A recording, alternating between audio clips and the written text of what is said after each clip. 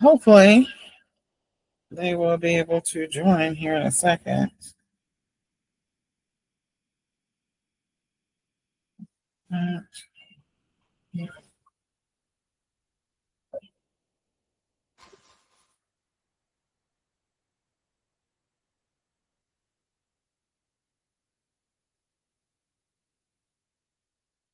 Okay. I had to send a note to my business partner because she's saying she still can't get in. So we'll start again. All right. Hello, everybody. This is Nicole Whitlock with eCom Sellers. I am hoping that everyone can hear me just fine. Let me just double check that you can hear me in the chat. Yes, you can hear me. Good. All right. So this is the Holiday Print on Demand workshop or challenge. And as part of this challenge, we are actually going to create at least 5 print-on-demand designs, just so I can show you how easy it is to create a print-on-demand design. And I want to encourage you to take this information and to actually just take action every single day for at least the next 30 to 45 days in your business, every single day consistently, because it can change things for you. I'm going to use an example. So my VA, just full disclosure, my VA does help me with my business. And for the election season, I woke up one morning, I had all these thoughts on my brain, and I was like, I need you to make some yard signs for me and some t-shirts and some so-and-so. So I literally gave her the phrases that I wanted her to use, and I gave her some ideas about the designs, but not necessarily the exact designs. And she went out there and she just made some generic stuff using Canva. And when she made the generic stuff using Canva, we started getting sales. Like I got a bunch of sales. I was not expecting to get as many as I got, but I got a lot of sales. And I was happy about that because it was just random. And it's not like I did anything to build up traffic, to drive it to my store. It's not like I have been somewhat consistent. There's probably a period of time there where I was not doing much with my print on demand for about 4 months, and then I started up again. But for the most part, I'm like, for the last few years, I've been off and on consistent. And when I say off and on, I mean, I at least had a couple of new listings go up per week, or if not per month. And then there, like I said, there was a window where I didn't do anything. So I want you to know that this is possible for you to actually get some sales randomly over the holidays and not have been consistent in your business. That's not the game plan that you want. If this is what you want to use as your full-time, income source of income, you do have to be extremely consistent. And when I am extremely consistent, I do reap the rewards in my business. It's just sometimes my personal life takes over. It happens to everybody. And so I just want to encourage you that once you do get started in this print on demand game, and if you decide you're going to jump in, that you definitely be consistent about it. So with that, my name is Nicole Whitlock, and I am the creator of eCom Sellers. I'm also the creator of Achieve Digital Marketing. I'm a single mom. I have 2 special needs teens at this point. And we spent the entire day working on our nonprofit. I'm about to transition from being the vice president of our nonprofit to the president of our nonprofit. And it's just a lot of work. We had to, today was the day that we actually moved all of our stuff out of our current storage unit to a new one. And so, yeah, it was a lot of going down memory lane, but I have been the VP of our nonprofit since 2014. I started working with this nonprofit in 2012, and it's been really interesting. Ironically, it's around the same time that I started selling online. So I've been selling offline since 2008, selling online since 2014. And my passion is helping people in their e-commerce business, helping them to get organized, get focused, get consistent in their business so that they are profitable. That is the biggest thing for me. I do want you to make money. I do understand that sometimes people don't have teams available to them. And I don't always have teams, because sometimes I have to have my people do completely different things that have nothing to do with my direct e-commerce business. And I have to run my own e-commerce business. So, but I do want you to know that you can get there gradually over time if you decide that you want to hire somebody to work in your business. It is doable. And you can do that gradually over time. If it's just you, there's no shame in being the solopreneur, being the one woman show, one man show of your e-commerce business. Because I also did that for many, many, many, many years while trying to take care of two kids that are on the autism spectrum. That was really challenging. So I just want you to know that you can do this. You just have to make sure that you make time for this business. The great thing about print on demand is sometimes you don't have to invest as much time as you think you do. So with that, the assumptions for this workshop is that it is being taught from a new seller perspective. So if you're new to print on demand, it is being taught from that perspective. But if you're not new to print on demand, you've been doing it for a while, it's fine. You may or may not pick up on a couple of little things, or maybe you'll just be motivated to just jump into Q4. Like I said before, my passion is helping people on their e-commerce journey. One of the things that I've done is I help moms that have special needs kids as well, because one of the things that we have is a lot of expenses. And so doing that allows them to be able to make some money getting into the e-commerce game around Q4, helps them to make some extra money so that they can cover expenses for 2025. So I do help moms a lot during this window, and I'm happy to help anybody that's on this workshop. If you need some help in your business, I'm happy to help you. And the other thing is that some of the print on demand stuff that we're going to cover, like a lot of it, you can do on almost any platform. You'd be surprised how many platforms will allow you to sell print on demand products, including Etsy. But there's a lot of other platforms that will let you sell print on demand products. And some platforms have their own unique print on demand method, tool, process. So with that, by the end of the workshop, you are going to know what print on demand is, but we're going to create some designs. That's the biggest thing. I want to get through creating at least 5 designs. So we're going to talk about what the other platforms are where you can sell some of your print on demand products and how you can use those platforms to help you, get more sales, get more traffic, maybe send backlinks back to your main listing.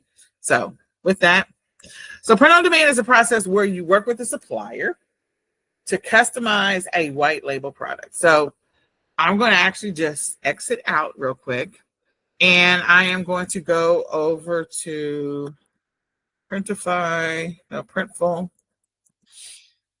catalog. Okay. So one of the print on demand suppliers that we're going to talk about today, this is not all of them.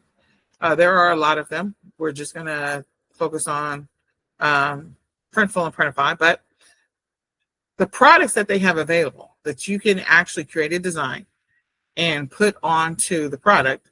You've got lots of products for men, men's clothing, women's clothing, kids, hats, accessories, home living. They have things that they're offering a special offer for. So in other words, they're at a discounted price possibly, or they're, for a limited time only. And so these are basic outfits where you can make a design. Let me just say, this design is not fancy. There is nothing fancy about this design that I'm showing on my screen right now. Can you guys all see my screen? I'm assuming you can see my screen. And I'm like, there is nothing fancy about this design. Looking at this design as well, there's nothing fancy about some of these designs. A lot of these are AI produced designs. Okay, so with the fact that they're AI produced designs, something you can do.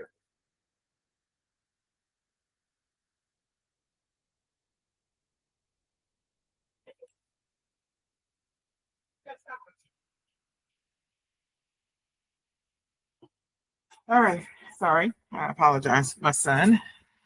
So AI is another way that you can create some of the designs, and there is AI built into one of the tools we're going to be using to allow you to be able to do that. But again, these are some of the specials, and most of these are like men's shirts. I will tell you, a lot of t-shirts sold over this election season. T-shirts are not the only thing that sells for print on demand, especially with the fact that we're going into the holidays. Okay, so I'm gonna come down here, and they've got greeting cards, they've got aprons.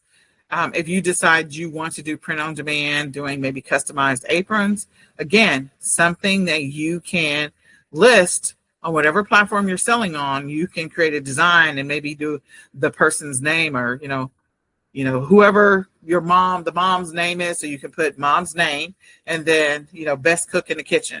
So my mom's name is Anita. So Anita, best cook in the kitchen, having their name embroidered, not embroidered. In some cases it's embroidered, but most of the time it's printed on there, and creating that as a gift. A lot of customized print on demand designs are produced, distributed, sold during this time of the year because people want something that is unique, a unique gift. So you'll see that the different types of stuff that they have. Now, if I go straight to doing a search for holiday, or if I type in Christmas, you'll see that they have ornaments, they have calendars, they have candles, they have placemats, they have yard signs, of course. Then they have garden flags, which I don't know if that may or may not make sense. They've got napkins, and again, they've got calendars. If I change it and I type in Christmas, they're going to give you some suggestions on the products that they have available where you can superimpose Christmas related designs on them. So if I do Christmas and I look at everything that they have, let me just make sure. Nope, I'm not at. There we go. Now I'm at 100%. You see the wooden ornaments, but you also see all these shirts, t-shirts, again, customizing them for your customers or your potential customers in the future. You've got ornaments. They've got acrylic ornaments. They've got yard signs, yard flags, candles. Candles sell a lot during this time of the year. More ornaments. So this is metal ornaments. This one is acrylic ornaments. And the other one is wooden ornaments up here. Just looking at, if I go click into ornaments, I can see the different types of designs that they have available. They've got the bell, they've got this oval shape, and so they've got the heart, they've got the star, they've got the stocking over here, they've got the tree. All of these, I guess I should click over there. So you can see the different types of designs. I will tell you, ornaments do sell a lot around this time of the year. And so figuring out which ornaments, or seeing if you want to create a design to go on an ornament, or doing customized ornaments, again, something to think about. So the acrylic, I think I did a design last year using the acrylic. So again, we've got hearts. Let me just do this. They've got hearts, rectangles, scallop, and circle. This was one of the ones that I did last year for baby's first year. Okay. And then keep going.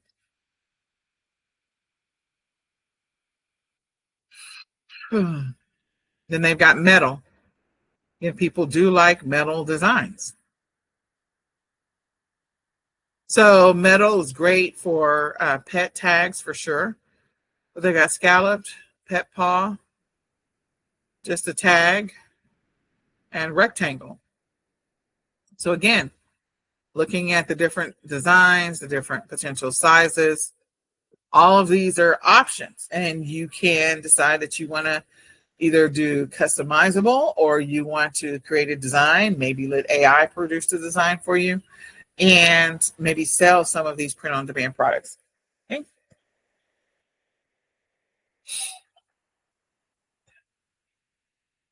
So giving you an idea, you literally create a design and you superimpose it onto a product. That is the end result. The great thing about print on demand, the way that we are talking about it in this workshop, is that it's 100% hands-off for you for the most part. And the company that you decide to partner with, they can fulfill the order for you. There are people who like to do print on demand, but they decide that they want to fulfill the order. They want to buy the big machine, have that in their house. They want to do hats and t-shirts and whatever else, or a 3D printer, whatever that may be. If you don't want to touch it, you don't want to deal with it, you want somebody else to automatically fulfill it for you, you just want to create the design and upload it to a platform, this way is the best way. Now, the margins are going to be different, and we'll get into that. All right, so the why should you do print on demand? Again, it's easy to set up. There's a low cost for startup. You don't have to touch anything, deal with the inventory. When I say you don't have to touch anything, I will say that I do recommend for some when you first start, especially if you have like a unique design and you want to see how it's going to be printed and what the quality is of whoever print provider you decide to go with, then you probably want to have a copy or have one of the products sent to you. So you want to get your own samples just to make sure that the quality is good, especially if it's something that you feel like this might sell a lot of. Okay. And the great thing about print on demand is you can use it to help you to scale. There will be things that you will create in variations or different versions. Maybe you will create a design that's all text based and you will just print it with different font styles. You may do it with different font colors. You may do it with different, maybe different icons or something on the actual design itself or in the actual design itself. So again, that's part of your decision, but you can test, mix and match all you want to with print on demand. So you can create the designs, change it, make one or two slight changes, throw it up again, change it, list that one, and then make 2 or 3 changes to the specific design and change it up again. That's one of the things that we did during the elections, that we just made slight modified variations of the same thing. It wasn't a lot of work. Okay. So a couple of things about print on demand that you need to know. There are some guidelines around using trademarked images or trademark products, even if it's the logo or the brand in any kind of way. And it can impact your ability to be able to sell whatever you want to sell or list whatever you want to list on the different platforms. Not only does Etsy have its own guidelines around if I create a design and maybe I want to create a design that's Mickey Mouse face. If I create a design and I have the mouse ears and it is the exact same shape as the mouse ears for Mickey Mouse, I might get into trouble. Etsy might take down my listing. But I could also potentially get into trouble with Printful or Printify because, again, they are obligated to follow any trademark guidelines as well. So creating your own design, if I create was it last year or the year before last? I think the old Mickey, and I forget what they call him. He's the black and white, completely black and white, old school Mickey Mouse. Like they removed the trademark off of him. And so that one was free to be used. But again, you don't want to test the waters. You don't want your account to be impacted. You don't want to get in trouble because my saying has always been that if you go into a boardroom because you've been called in there because you're selling a product that has a specific design that you created, and that design is something that has got a trademark on it in any kind of way, if they have more attorneys at the table than you can afford, then that's probably something you want to stay away from. So Disney is a perfect example. If you were to walk into a boardroom with Disney and their attorneys, there's probably going to be like 20 attorneys on this side of the table. It'll probably just be you. And if you're lucky, maybe one attorney. But so if that's the case, don't make any Disney designs. That's the shortest version of this. Don't do anything that's going to get you into trouble. One of the things that I did, the design that I used over the election. One of them was country over party and country above party. And so I used that as one of the designs to make. And I had to go check the trademark. So I went out to the trademark website just to double check it. So I didn't get myself in trouble. So my listing wouldn't come down. So it wouldn't get flagged. So I wouldn't have any problems. So again, check whatever it is that you want to put up, even if it's just words, because mine was just words and then making a design. You also want to check, can I use XYZ, whatever it happens to be. So if you decide that you want to do something that's holiday related and you want to incorporate scriptures, for the most part, scriptures are not flagged, will not get flagged for copyright infringement, nor will they get flagged for any trademark type of things. But again, you can always come and check so you don't get yourself in trouble. So I just want to encourage you to do that. The other is copyright. Know that if it is a quote from a movie, If it is a quote from a song and you're going to just, your print on demand is going to be words and you're going to use unique fancy font to be able to use those words, don't get yourself in trouble by putting a famous quote from a movie. Like, was it A Few Good Men? A Few Good Men with Jack Nicholson and Tom Cruise and Demi Moore and I forget who else was in there. In any case, one of the quotes is, "You can't handle the truth." So again, we know where that, most of us that have seen the movie, we know where that quote comes from. And so that one is definitely copywritten. And you don't want to get in trouble with this Writers Screen Guild, whatever they're called. Because again, they just went off strike. What was it, about 9 months ago, 11 months ago? They just went off strike. So don't get yourself in trouble. If it's in a movie or it's lyrics of a song, you could potentially get yourself in trouble. Will you always? No, but I'm not here to test the waters or to see if I'm going to have any problems. I'm going to do my best to follow the rules, follow the guidelines, and stay above board when it comes to that kind of stuff. So know what the rules are. You can go and check just to make sure that you're good on any copyright, and you can also check to make sure that you're good on trademark before you use it. If you feel like it might be something you can get in trouble for, then don't use it. And I'm going to give you a couple examples of stuff that you could potentially use in lieu of, so you don't get yourself in trouble. Different ways to do that. Okay. So getting started with this process that we are going to go through. High level. The first part of it is that we're going to create 5 designs today. I want to encourage you to create your schedule for the next 10 days. And I want to encourage you to create 10 designs over the next 10 days. So that's 1 design per day. So day 1 is 5 designs, and that's today in class. And I'll let you show your screen. I'll unmute everybody if you want, and we can go through this. So if you don't have your laptop, go get it, because I really want you to create a design in class if possible. The other piece of that is on days, I guess, days 2 through 11, to give you a full 10 days. I want to encourage you just to build consistency and momentum around creating 1 new design every single day and deciding what you want to place that specific design onto. Okay?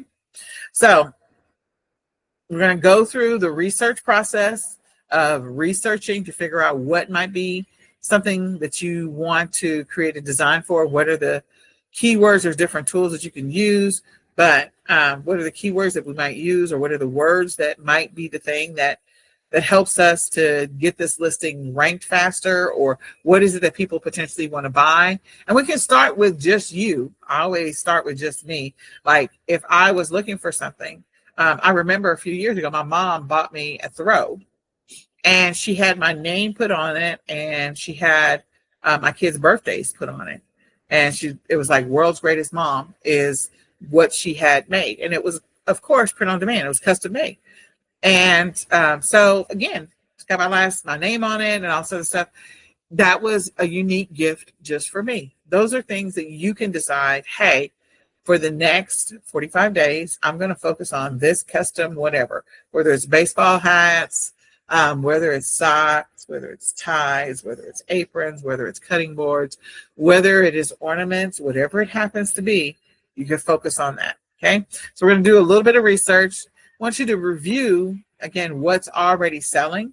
The thing about this time of the year is typically I would host this class probably about 4 weeks before now. But there's been a lot of stuff that's been happening. And so I'm a little late to the game. I don't want that to deter you. You can do this again yourself next year. So if you're a person like some of the parents that I work with that have special needs kiddos that I do one-on-ones with, that you're only able to focus on this during Q4, that's fine. If you're going to start working on it in Q4, if that's going to be your game plan or strategy, I want to encourage you to start working on it next year. Start working on it in September. And then continue working all the way through the end of December. And then if you have to return back to your normal life because that's just the way things are, that's fine. But again, start working the next year in September. If you're a person that's planning on doing this forever, then I want you to think about what your long-term strategy is going to be around creating print-on-demand designs. And again, a design does not have to be a fancy design. I've seen designs where it's just a triangle and a square. I've seen designs where it is a line and a dot. I've seen designs where it's just one word. I have seen designs, because again, a design doesn't have to be anything fancy, flashy, or whatever complex. It can be simplistic. You can also use AI to help you create some of your designs. Okay. So I want you to do the research. We're going to do a little bit of research, just a little bit. And then if you haven't already created your Etsy account, I do want to give you time to make sure you create that. If you don't already have a Canva account, I know that you can create a Canva account. I think there is like a free window. You can do a trial account or you can do a free account. I apologize for not knowing the exact thing, because I've had my Canva account forever, like forever. Shortly after Canva launched, I got an account probably within a year to 2 years after they launched. So I'm grandfathered in whatever I'm in. I want you to create a Printful and a Printify account. Again, they have a trial that you can use to get started. The one thing about Printful and Printify, Printful uses different printers. So you'll have to choose which printer, meaning who is going to produce the product and ship the product for you. So you'll be given some options. Whereas, Printify does that. Printful, they run their own operations. They have operations all over the United States and also internationally. So you can decide if you want to sell internationally. If you want to focus just on the US, you can do that. But they have offices, they have, printing facilities everywhere. So they do the printing themselves. So you'll notice that there might be some variations in the quality of the product from Printify that your customer might receive. Your design might be bigger on one product and smaller on a different different print provider's shirt might be smaller. And I've seen that where, okay, I'm printing a rose, and on this print provider A, through Printify, it's bigger, and on print provider B through Printify, it's smaller, and then print provider C, maybe it's a little bit, the color's a little bit off. So again, you'll notice that there are some differences, but you do get to choose which Printify printer you want to go with. I can make some recommendations. I think the best thing is once you figure out what type of design, you'll figure out which print provider is best for you based on your design. If you're doing something super intricate that involves lots of color and lots of, just a bunch of stuff going on with your design, then, you may go with one of their, a different type of printer within their choices. If you're doing something simplistic where it's just a single word, like the word justice or the word peace or the word hello, something simple, and maybe it's in a unique font and different variations of that font, then again, you could probably choose any of them and it won't matter unless you're going to do it in just a specific color. So if you're using a specific color, then again, you may want to get some samples. So just some thoughts there. So Printify has different print providers available to them, to you to choose from. Printful does not. They pretty much do the printing themselves. Then I do want you to consider creating an eRank account. Again, you can do a free account and it will give you limited access to different things. So we're going to go through each one of these. And for each one of the print providers, I do want you to review their fulfillment process so that you understand how it's going to potentially work. The objective would be for you to connect your Printful or Printify or both accounts to your Etsy account. And once you create the design, you can use their interface to push the design shirt, t-shirt, socks, whatever, wrapping paper over to Etsy so that listing becomes live on Etsy and it's connected to your Printful or Printify provider. And when someone buys it, they automatically fulfill it for you. Okay. You're going to create designs using Canva in this exercise. There are other tools. Some people like Photoshop. Some people like Because again, I don't know what kind of designs you're going to make. You can make photorealistic designs. You can make abstract designs. You could make no designs, none whatsoever, where it's just words, text, whatever, the alphabet. I have one shirt where it's just the alphabet on the shirt. That's all it is. It's A, B, C, D, E, F, G. And then I have another one where it's the alphabet, but it's an animal for each one of the letters. And so the animal is in the shape of the letters. Like Z is for zebra, and so it's white and black, and it's like it looks like a zebra sort of, but the zebra, shape is in the shape of letters. So that kind of stuff. You can decide what you want to do. Okay. But you're going to create a design using Canva, and then you're going to use the integrations, or you can list it standalone, your choice. If you use the integration, meaning you connect your Etsy account to Printful or Printify, then they will fulfill the order for you once you get a sale. If you don't connect your account, then that means that if somebody buys it and it's a standalone listing on Etsy or any other platform you decide to list on, then you're going to have to go into Printify and Printful and fulfill the order. So integrating it is just going to require you to be logged in and click on a button that says connect your account. You'll create the listings, and once you create the listing, just want to encourage you to edit the title, edit the description, maybe add some additional images, because the standard images for most of these providers is pretty generic, pretty bland, pretty just ugh.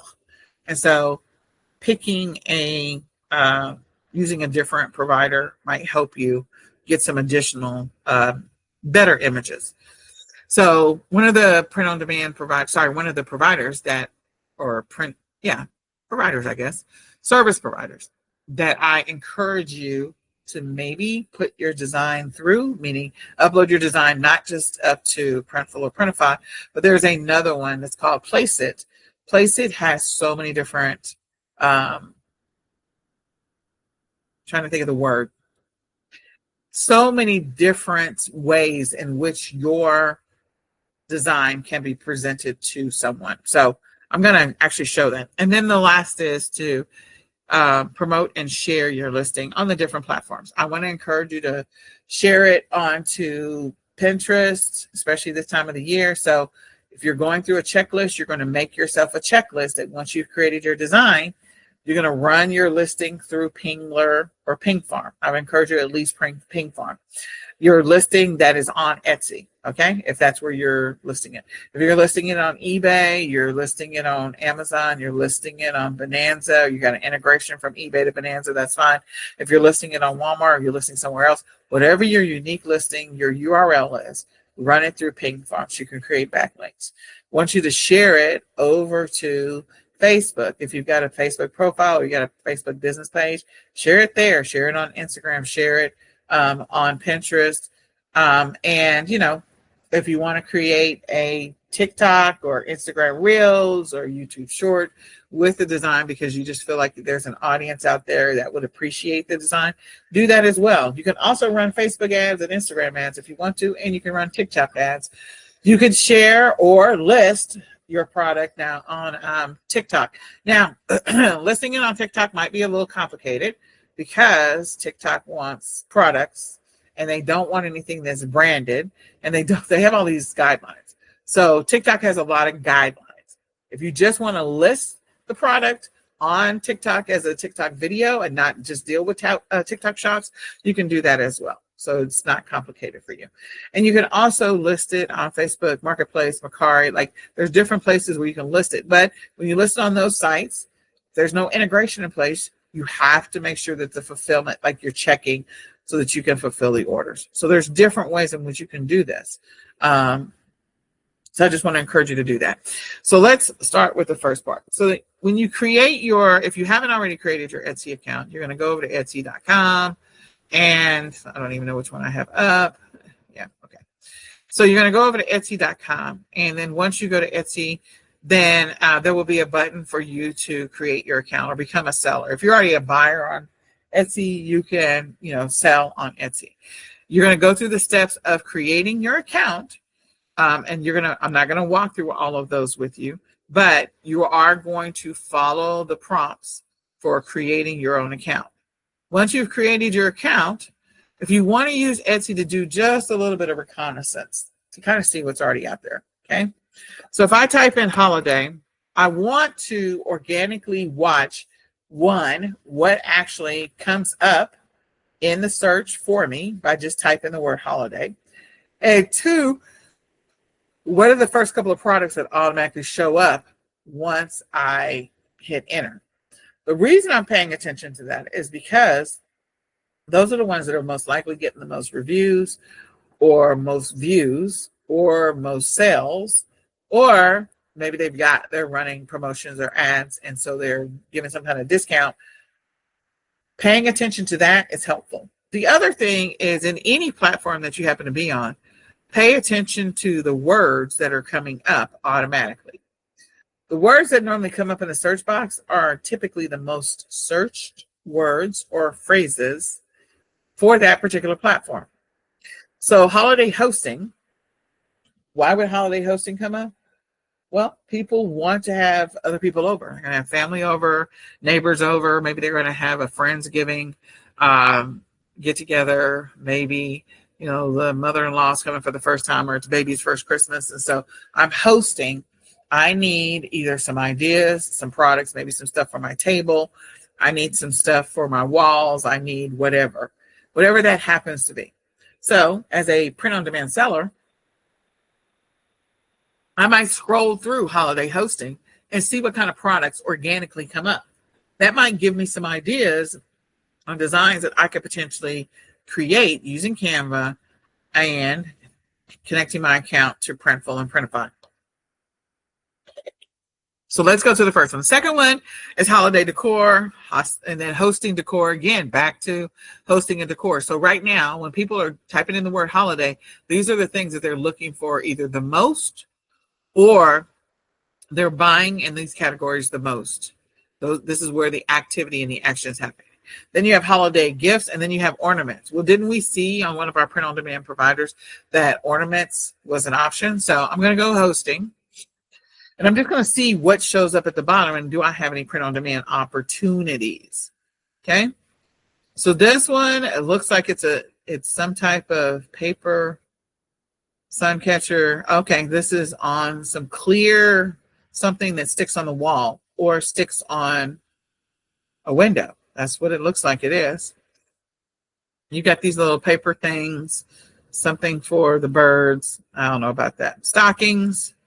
Okay, so I do know a couple of my print-on-demand providers do have stockings. You'll notice that they are custom, personalized, whatever you want to call it. That's what they are. Okay. Then you've got bags, again, custom, personalized.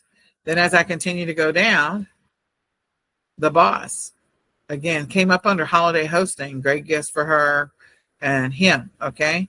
So a couple of these, and then here's a throw or a blanket. So if I go over to Printful and I type in blanket,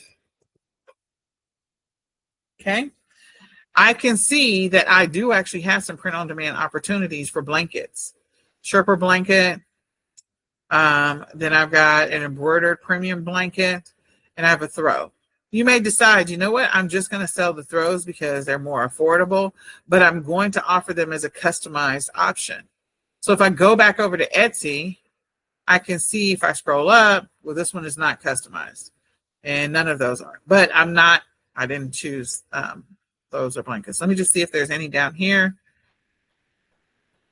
No. Okay, that doesn't mean that there aren't any. It just means that the category that I chose, they don't have any. Okay, so let me clear this out. That was the first one. The other thing, hold on.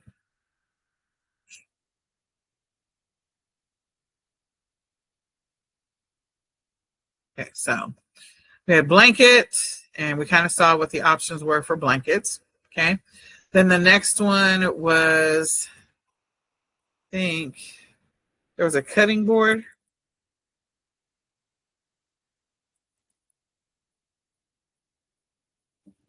I don't know if I have a cutting board. Okay, so there might be one on Printify. I know one of these platforms has a cutting board on it. Yeah, one of them does. Okay, The next was, let me close this.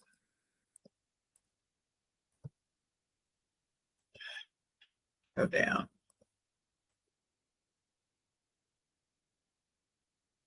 I see photos. Oh, bags. That was the other thing. Okay. So if I type in bag or purse or whatever, I never carry them. So I'm so okay. So we've got a few different tote bags. This is like a drawstring one, so that's the cheapest one. This is the tote bag. You could holiday this up all day long. This one is an all over print utility crossbody bag. Then you've got another crossbody bag and a gym bag and whatever. So let's just kind of look at some of these products. Okay. So for the holidays, if you have a college student that's coming back and that college student likes to go to the gym all the time, do you think giving them a customized bag with their name on it might be the thing to do? It doesn't necessarily have to be in the holiday colors. Maybe their favorite color is blue. And so you create a customized bag for them that is blue.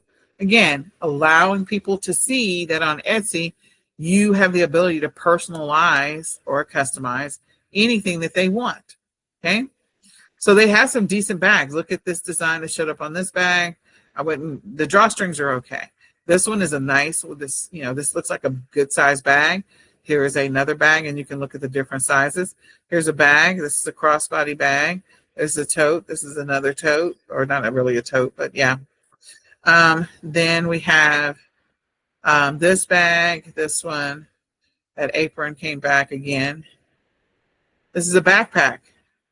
So my son's birthday just passed, and we bought a backpack. And I spent a pretty penny for that backpack. I could have got him a customized backpack with his name on it. Again, if I'm going to school, if I'm in college, if I'm whatever, having a backpack with my name on it might be helpful. Doesn't have to be holiday colors. You could actually make something that is, again, personalized for whoever it is the recipient is. Okay, fanny packs. And then this is another, backpack, minimalist backpack. So these are all great options for holiday ideas. Okay, we saw some tote bags that were personalized. Okay, they don't look like ours, but that's okay. That doesn't matter. Okay, yeah, doesn't matter. So then let's go to the next thing that was holiday. Since I've gone there, now the algorithm is thinking this is where I want to go. This was not where I wanted to go. So I think then one of the other ones was holiday stockings, holiday ornaments. Let's go to ornaments. Okay, so on ornaments, gift. Okay. So we've got holiday ornaments. This is so cute. It's a t-shirt. Again, baby's first Christmas. But if we scroll down, you can see that we have these circles. Family ornament. I think we did that design last year. We have another ornament that's a circle. Again, these are either acrylic or metal, or some of them are wooden. So you see that there are a lot of ornament options and the ability to personalize or customize them. So how do people get something like this? You could make the design, order one, have it sent to your home, and then you record a short video, mobile video on your phone holding the actual item. For whatever reason, we all have the attention, I know why, but we all have the attention span of a gnat. That's our problem right now. And so looking at an image sometimes is no longer just the thing. Sometimes they got to have a video of whatever that particular thing is to grab their attention. So Etsy does allow you to do videos. Most platforms right now allow you to do videos. So that is something that you could do, is you could order one yourself. This one does not have a video. You can see the little video thing over in the corner of this one. But again, people have dogs. People are in a specific profession. So they are one of the tricks or tactics that I've used in creating bundles and creating print on demand is I pair together the holiday with a specific thing. So maybe it's holiday and grandma. Maybe it's holiday and nurses. Maybe it's Christmas and nurses. So it may be holiday and a profession, holiday and a person that is part of a family, like a mother, a father, a sister, a brother, an aunt, cousin, grandma, whatever. Holiday and the thing that you're passionate about. Maybe you do knitting, maybe you play soccer, maybe you're a pickleball person. So again, holiday and something else. Customizing things for those people or just putting them out there. So pediatric nurse, there are going to be pediatric nurses everywhere that might be interested in an ornament with their name on it, or just the fact that it says pediatric nurse and maybe it doesn't have to have their name on it if you don't want to customize it. Okay, so think about pairing together by profession, pairing together by family, like what your position is in the family, whatever you are, maybe pairing together by gender, the word holiday or Christmas or whatever, and pairing together by what someone really is passionate about or has a hobby of doing. Maybe they're a cook. Again, maybe they play pickleball. Pickleball is like the craziest thing right now because I know so many people who love the pickleball thing. And so I'm going to tell you right now, a lot of pickleball stuff is selling. It is selling. Just want you to know that. Okay. So ornaments are one way to, again, make some money, and you have the ability to create those ornaments, okay, yourself using Printful or Printify, just pairing together. Then the other one, let's just see about holiday and stockings.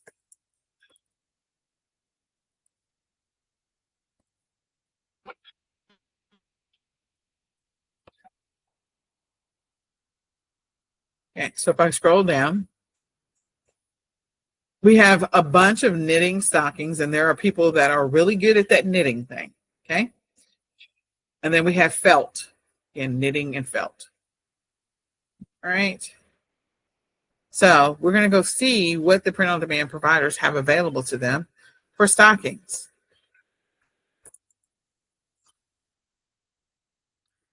Okay, so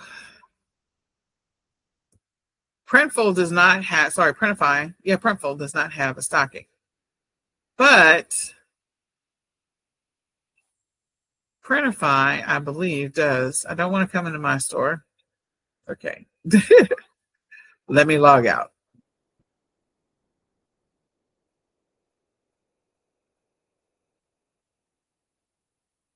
Okay. Please close this.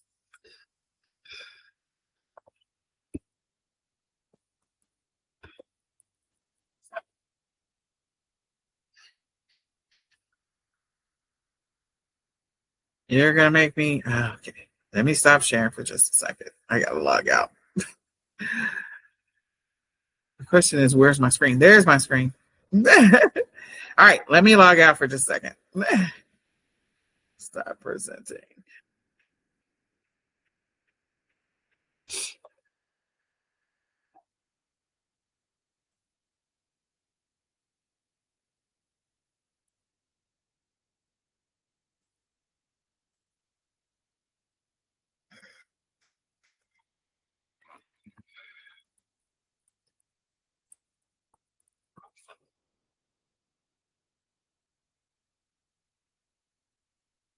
Okay, now I can share.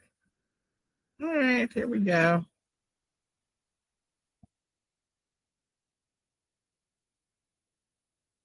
Okay, so I do know that Printify does have Christmas stockings. So if I go to seasonal, you can see that they have Christmas wrapping paper. Wrapping paper starting at $6.25 a roll. Okay, you can create a design, maybe sell them for $12, $15 a roll, or whatever the case may be. Make some money off of that. So you got gift wrap and you got wrapping paper. You've got ceramic ornaments. So remember, over on Printful, I've got acrylic, I have got metal, and I've got wooden. Over on Printify, I've got ceramic. Okay. And I also have glass. They do have metal as well as the other guys. So I've got ceramic and glass, which are awesome options that are different than what you have on Printful. Okay. And I actually think that this was the one that we used last year to do baby's first Christmas, was the glass, or either we did the acrylic, one of the two. So anyway, and then you can see some of the other stuff. So wrapping paper, again, something, there's a Christmas ornament that you can, again, superimpose your design. They just have a basic design. There's nothing fancy or exciting about that. Okay, let me go over, and then they've got helium balloons. Again, how many of you know that you can do print-on-demand balloons? Probably didn't think about that. Is there a balloon that you think like would have probably been great to sell, maybe for graduation or stuff like that? Just saying. So ceramic, you've got sacks, you've got more stockings, so different types of stockings. So making your own stocking, making a stocking design, figuring out what type of design you want to put onto your stocking, and and then uploading that design to place onto the stocking and seeing what that looks like. Do we have stockings over here? Yeah, these are more intricate. Most of these are knitting, some of these are felt, but again, you can make some of these same designs or similar designs onto and have them put onto a felt stocking. So stockings are a thing that does sell on Etsy, and it's something to consider as well. Okay, go back. All right, so if I go to seasonal, then we'll go to, okay, so sorry, seasonal. So we've got seasonal, and then we got decor, Christmas, lighting, and Halloween. Well, Halloween is at the bottom because Halloween just passed. So let's look at Christmas. And this is decor. So didn't we see that you have the ability to buy candles? Okay. You have phone cases as well. That's not necessarily a decor thing, but it is an option. Okay. When I say people are making a lot of money from the election stuff, you can see what I mean. Because again, these are things that are listed. So in addition to that, you do have some canvases. So again, decor, home decor. So let's see one of the platforms to see if they have I think this is like the words or let me just look up seasonal decor, decorations. Most of it is ornaments. I don't think like canvas. Let me just see. This is a sled ornament, wrapping paper, gift bag.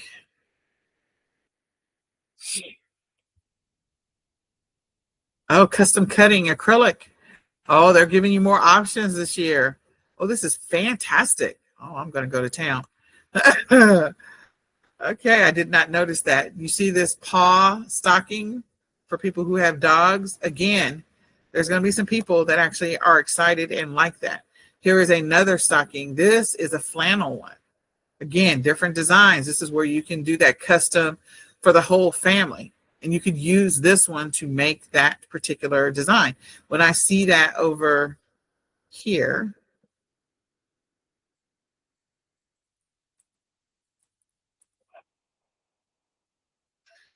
where it's sort of the whole family situation, where they make them in the same color or same design. Okay, it's the whole family, pretty much. It's the same design. You can do that, make it simplistic. It doesn't have to be like these are super fancy. They're plush. But again, you've got one that's flannel. You can make the same thing. Make the body red, put white letters on it, and keep the top part white and fluffy. It's the same thing. You can redo that in print on demand yourself. Okay? Trying to think. This one is a felt one. Putting a tree design. Okay? All right, so we're doing this little bit of research. And the other thing is like you could do research with Amazon if you wanted to. But if I went over to Amazon, I could look up something and see what the keywords are that automatically show up. So holiday shop just defaulted. Okay, so if I look up stock, if I stop with stock right there, stocking stuffer, stocking holders, stocking stuffers for women, stockings for women, stocking stuffers for adults, stockings. Okay. So stocking stuffers, stocking holders. I can see if they have, maybe one of them has a holder of some type that can be customized. Maybe not. I don't know. But you can go and look and see. You can see coffee mugs are in here, but they're always in here. So the point is, you could use Amazon to also help you figure out what are the things that people are searching for. So if I do ornaments, what types of ornaments are people looking for? Okay. So if I do ornaments, they're looking for ornaments for the tree, ornaments for stuffing, storage, ornament storage, sorry, display stand. So I forget who was doing this, the display stand. Somebody was selling the ornament and this display stand. I just don't remember who that was. Selling both of them together. But they're clearly things that people are buying. So let me do customized. Personalized, customized, unique, whatever. Again, getting additional ideas. Can you do this with print on demand yourself? The answer is yes. You can do some of this with print on demand. Their price points are much lower. You're going to have to, again, yeah, their price points are real low. Whoever is doing these. Oh, and they also got 1 star. But their price points are low. But could you do this? Yeah, you can offer it as an option. If nobody takes it, nobody takes it. But if somebody takes it, then you have an order. So making it available on all the platforms. This is the wedding, which is beautiful. So taking that photo and putting it onto an ornament. People love that kind of stuff. And you don't have to necessarily do that directly with Printful and Printify. You know, you can go over to sites like Zazzle or Vistaprint and do it over there. Have the design superimposed if you don't want to do it directly with Printful and Printify, because there are cheaper print-on-demand providers. Okay, there are cheaper ones out there.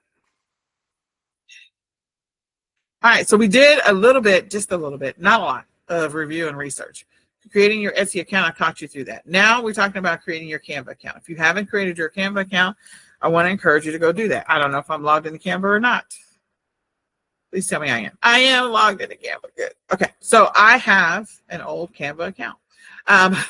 But Canva is where I create some of my designs. So because we are here, I'm going to go ahead and I'm going to create at least 5 designs really quick. And I'm not going to take a bunch of time to create them. So we're going to go ahead and start with, I'm going to start with a square.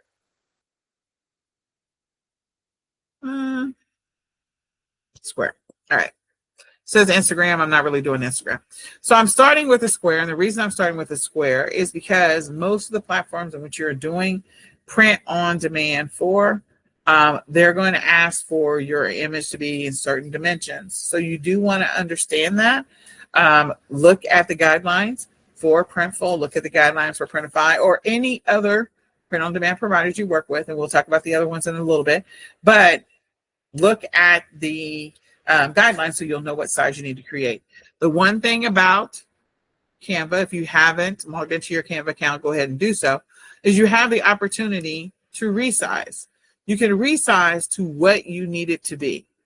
So I can resize to a specific, whatever I want it to be, whether I want to change it here, if I want to see others, or if I just want to customize the size to what I want it to be. Right now, it's 1080 by 1080.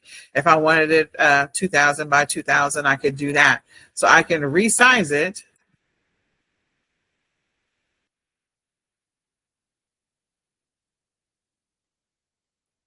Okay, I'm using pixels because that is most common what you're going to need for uploading to whatever platform you're selling on.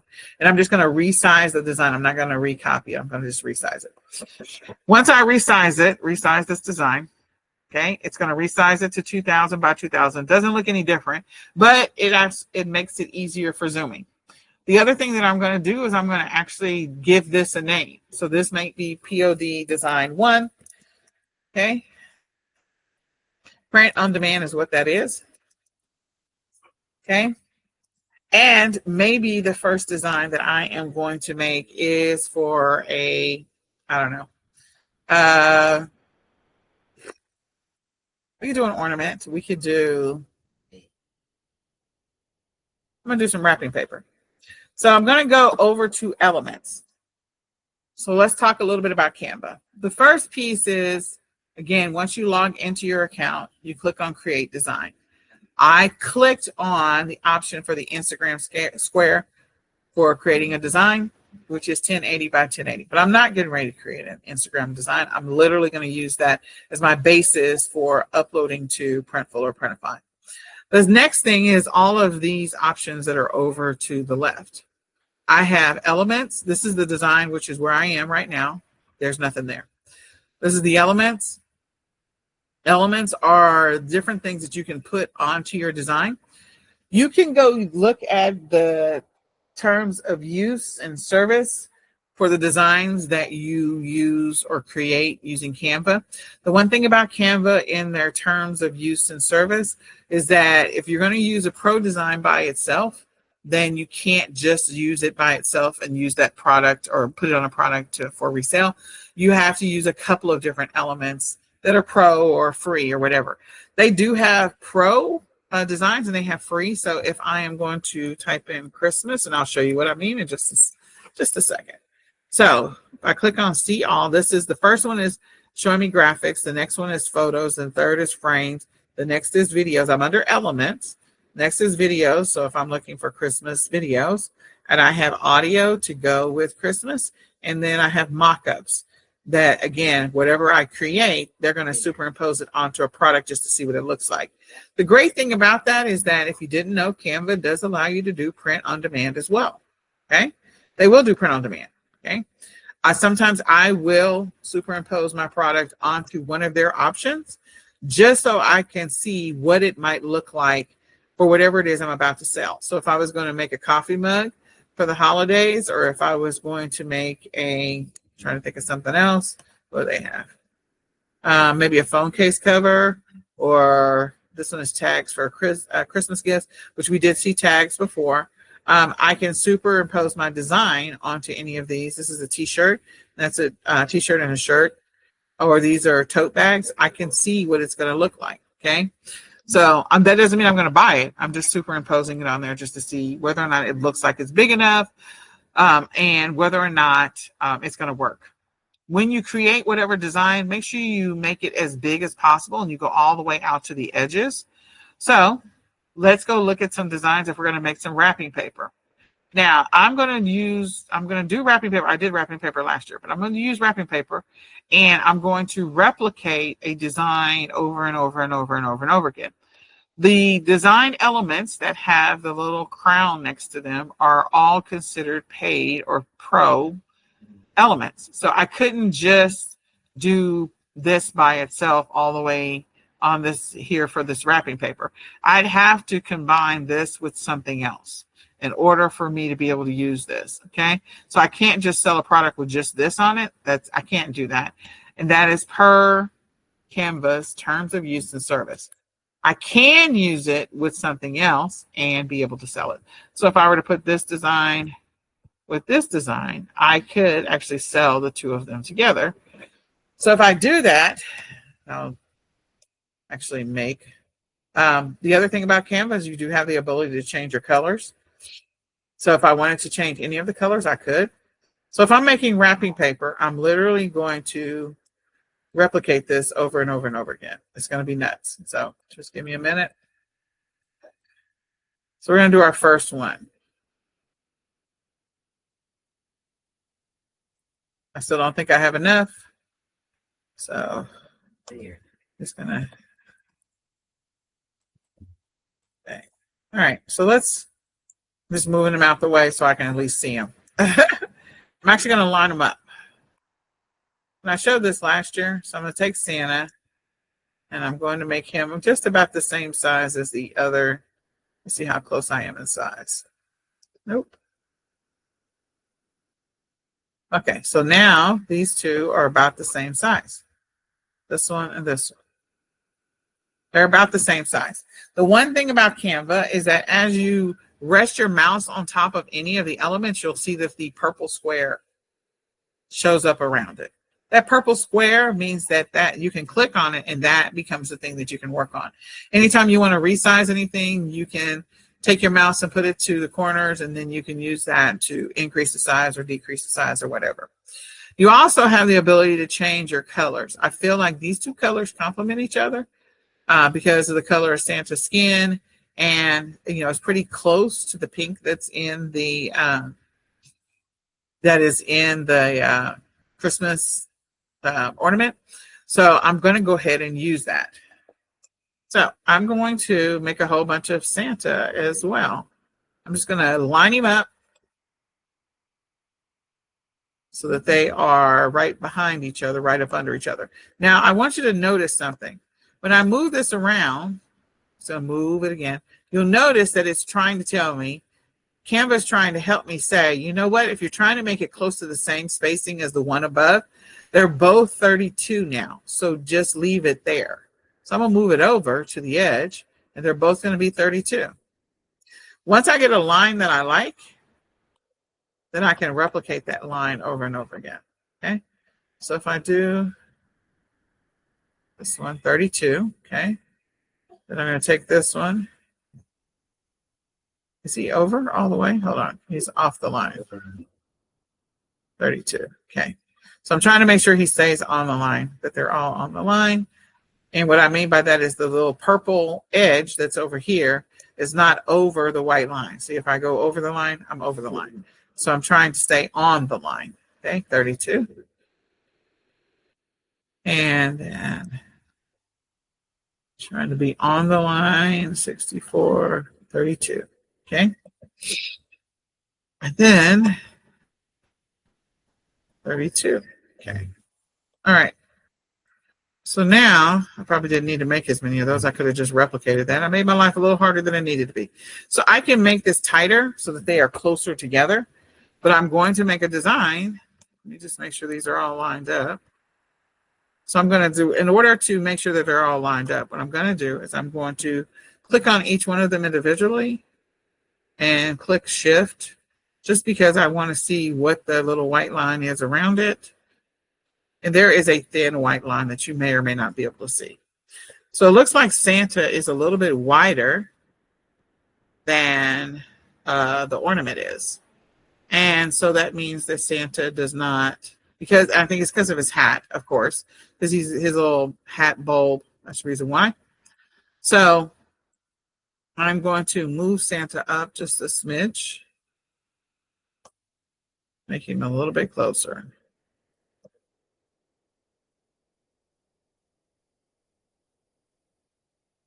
Okay. And then I got to figure out what that spacing is. So is that 23? Maybe.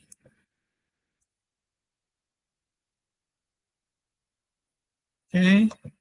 I want to make it perfect because if I'm printing this on wrapping paper, that spacing is going to be, that weird spacing is going to become evident very quickly.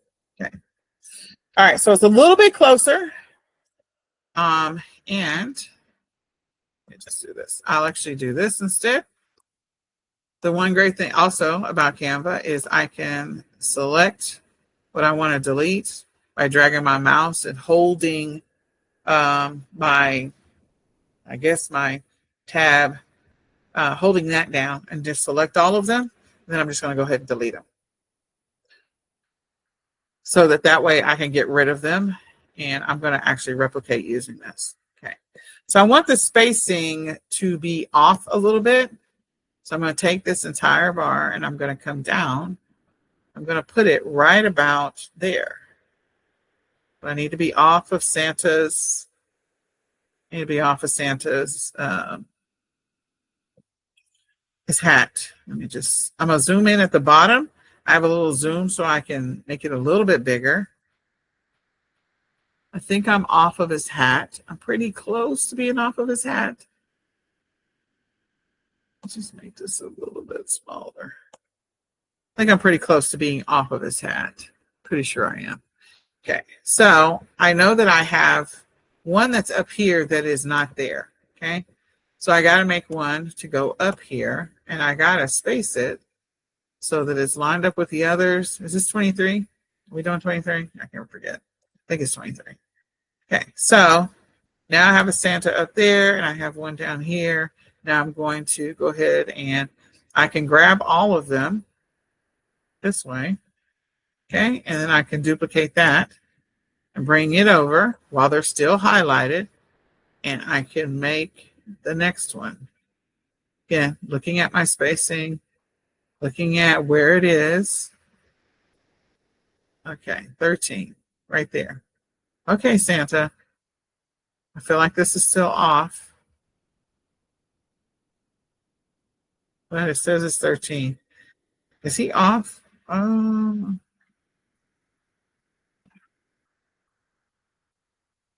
Okay, a little bit. I think I'm close. All right, so I'm gonna duplicate him again, and so all I'm doing is duplicating this design, trying to make sure I'm staying the same distance all throughout. I'm gonna come down, make sure. Oh, so I got one, I got two. Okay, all right, fine. So we are 13, I think. There we go. And right about pretty close. I think that comes down a little bit.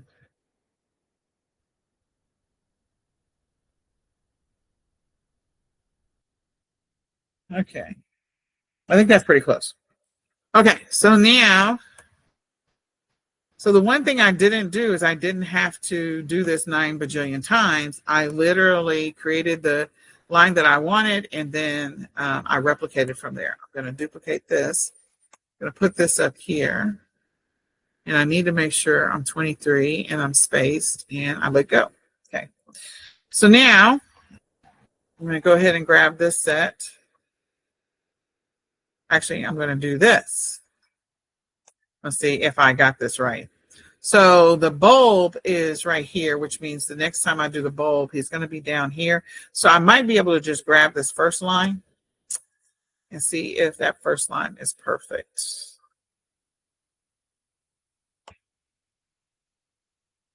So if I take that first line and I, hold on, I'll undo that.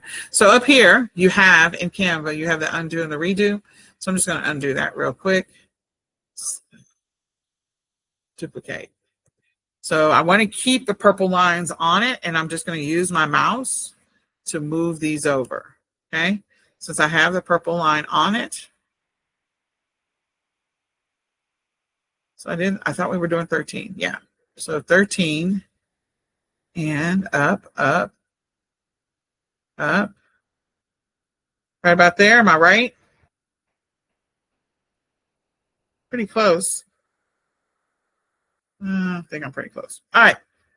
So I'm replicating this design. This is now going to become the wrapping paper.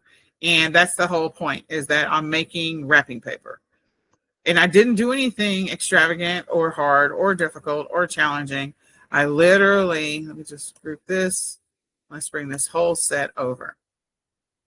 I didn't do anything hard. I just had to make sure that I'm paying attention to the little purple numbers, the letters, the spacing, all of that, just to make this design. So we didn't spend, I'm not spending a lot of time making this design, okay? And, okay, so then the next one is going to be a full Santa and a little bit of the globe. So I feel like this one right here should be pretty close to what I need to make this last one. So I'm going to duplicate it. I'm going to bring him over. And I think I'm pretty close to what I need.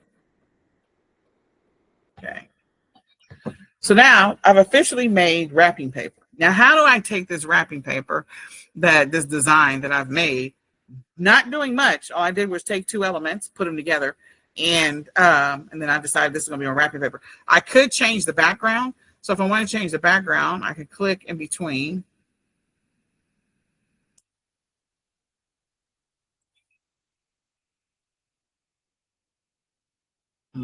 Can't get there. All right, so let me go back to design. There we go. May have to move one of these just to get to the background. So I made them all really close to each other. All right. I could change the background to be a completely different color, like a light green, or I could make it a soft pink or something like that, only because, sort of following the theme here. So I'm going to move one of my Santas. Actually, I'm just going to move this one out of the way. There we go. Now I got the whole thing. I have to be able to get the pink, the square all the way around it. So I'll have to put my little globe back, but I'll put it back in just a second. So I needed the purple frame all the way around it. And I'm going to click up here to change my background. And I can choose my background color that I want. And if I want to do something funky, like you can see that I have this gradient option. I don't think I like that. Don't like that. I can choose some of these options. I can do this light green. I can do this green. So I can change the colors if I wanted to do, you know, some type of weird psychedelic, whatever. I could try that. I could do gray. Gray is not really Christmassy, but I could do this in variations. I can decide that I'm going to sell wrapping paper with lime green background. Then I can say that I'm going to sell wrapping paper with a green background. I could say that I'm going to sell wrapping paper with a red background or a pink background. And so I could have it listed multiple ways. So if I'm going to do that, I have to make sure, first of all, I got to put my little globe back. And I put him back in his spot. Okay. That is not his spot at all. That's the wrong one. Hold on. I grabbed the wrong one. This is him. Not him. There you go. This one is him. There we go. So I was like, he's the wrong one. Okay, there we go. So now he's back in his right spot. So if I wanted to keep this ugly pink color, I could keep this ugly pink color, and I click on share inside of Canva, and then I go to downloads. And if I go to downloads, I need to download it as a PNG. Okay.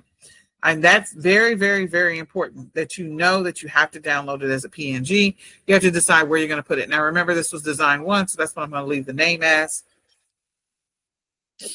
And so once I click on download, I'm going to put it in a folder. I'll put it inside eCom sellers. I'm going to create a new POD class, and I'm going to put it in there, design 1.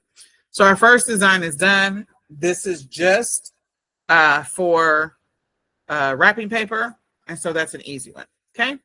So the next thing I'm going to do is I'm going to go to create my next design. And I'm going to choose the same thing because Instagram is always the same size. Nope, this one's not the same size. So I'm going to resize it. It's not the same size. I'm going to click on resize. And I'm going to choose to go to 2000 by 2000. And I'm going to click on the option to redesign. Okay.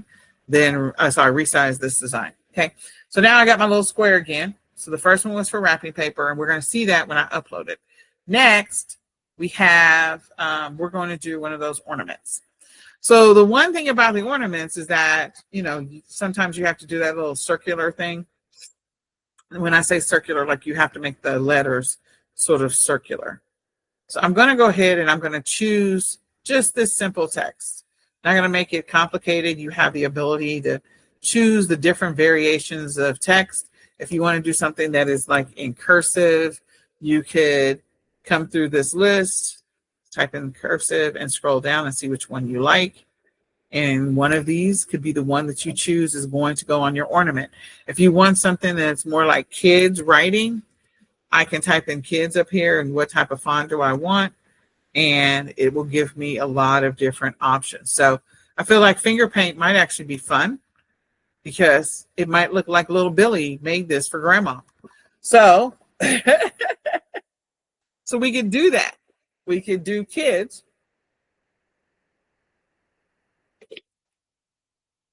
And we'll make an ornament for grandma.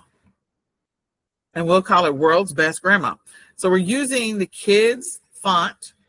And I'm going to type the words. World's Best Grandma. Okay? There's nothing fancy about that. It's just some text.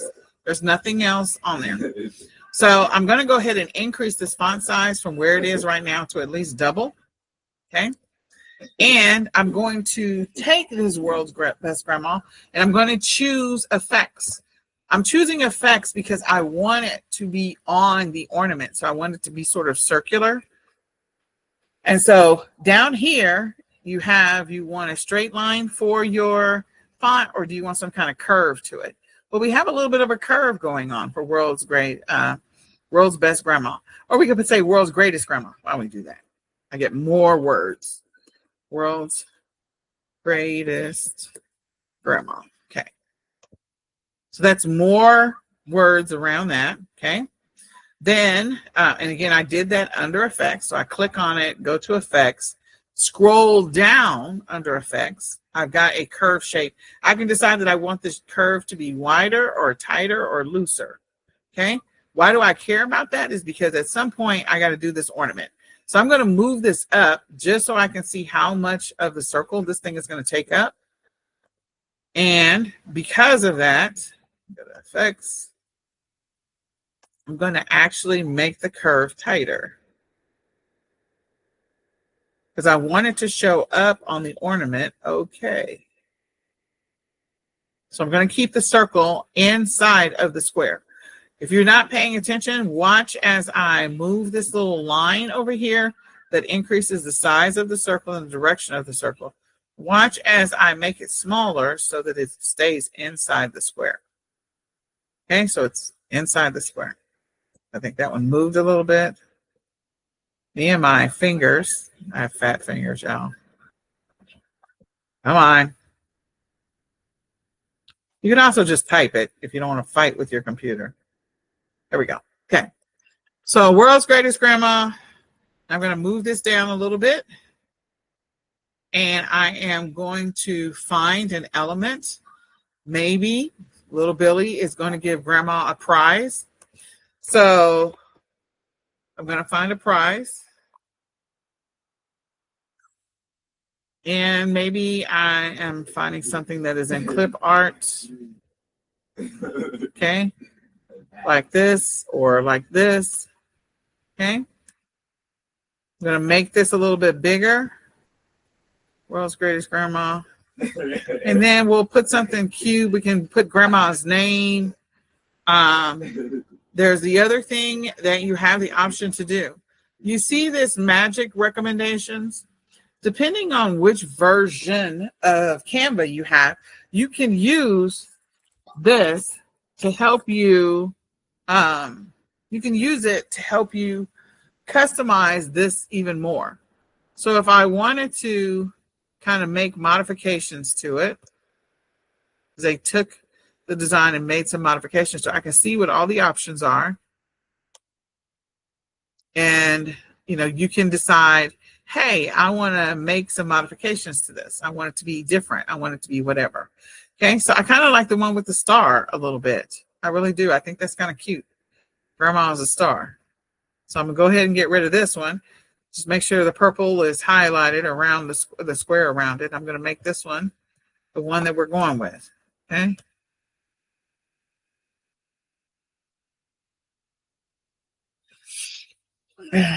Okay. And then sometimes people call their grandmas different things. My dear, Meemaw. I'm trying to think of all the names they call grandma. But, you know, whatever that name is, whether it's my dear, whether it is Medea, whether it is Gigi, grandma's Gigi, whatever it happens to be, you can put that grandma's nickname at the bottom and say, you're the best. Okay. So we're going to see what that looks like on an ornament. So we're going to use the kids' font again. Or maybe we find another kid's font. Let's just see if we can find another kid's font. You don't have to do it in the same one. Oops, I'm going to not mess with that one. Okay, so I'm going to grab this, and I'm going to click on the plus to move it down. I'm not clicking on the plus to do anything other than to move it down and get it out of the way of the two purple framed images that I already have. So once it landed over here, I'm just going to show that again for people who have challenges with, oh, I can't get my stuff to move. I'm going to click on subheading, and then once I click on subheading, I'm going to click on this plus and I'm going to move it down. So I'm going to change this font to something else. And I'm going to choose kids again. And maybe I'm going to use either water lily, cupcakes, or lazy dog. All right, kind of cute. All right, so I'm going to use cupcakes.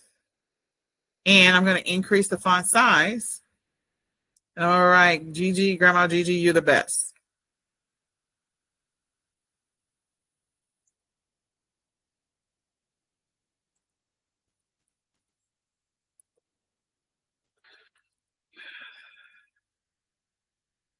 Okay. And because it's kids, you are. And I may reduce that size a little bit just to make it a little bit smaller. And I might put a little clip art of a heart next to the word best. And maybe it's a heart that's drawn by a kid. Okay, so it's not perfect. Okay. So I'm going to take this heart. Again, I'm going to move it out of the way. I'm going to resize it. Okay. Now, I didn't do anything fancy. I'm literally going to put this on one of those designs, whether it's going to be ceramic or whatever. And this wasn't hard. I literally used their elements. And world's best grandma, Grandma Gigi, you're the best. You are the best. Okay. And then I put a heart. Okay. So now we have design number 2. So let me change this to POD design number 2. I can just type. Okay. Now, if you're not staying with me, at least do you understand conceptually what I'm doing?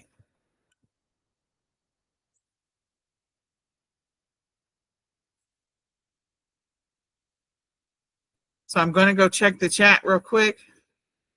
And are you guys following along? Are you understanding conceptually what I'm doing inside of Canva? I've now created 2 designs.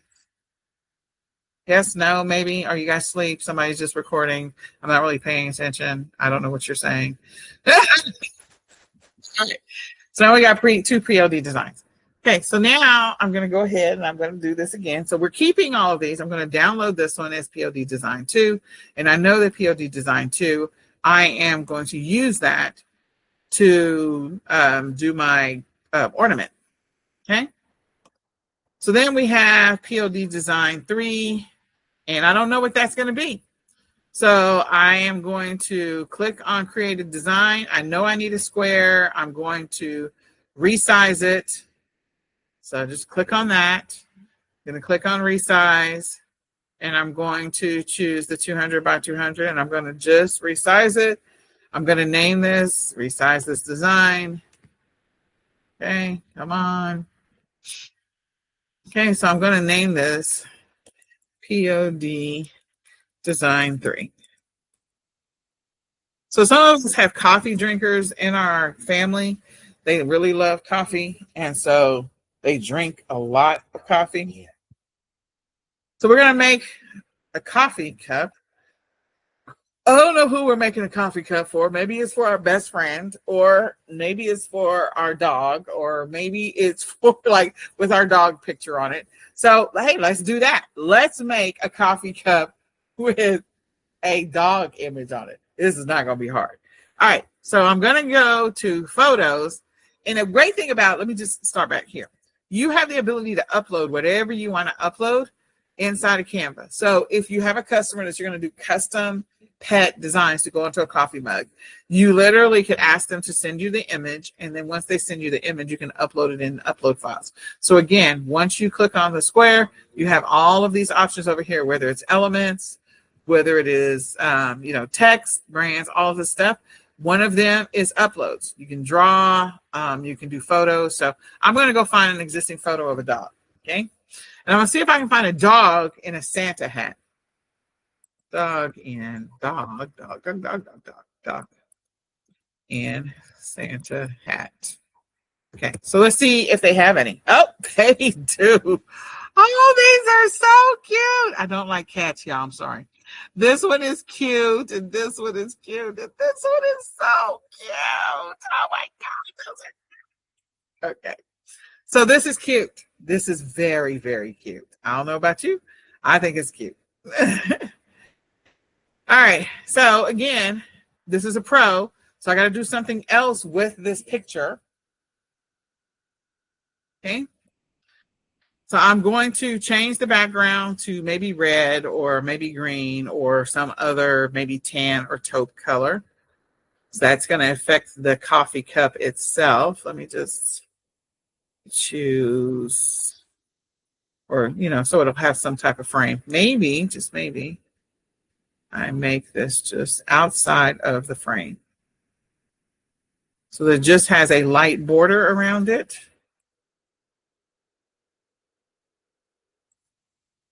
And I am going to put some text on here that says, can I have some too? So whatever you're drinking, coffee, tea, whatever, eggnog, something else, can I have some too? Okay. So I am going to try to think. I need something that's not necessarily kids or fancy. Okay.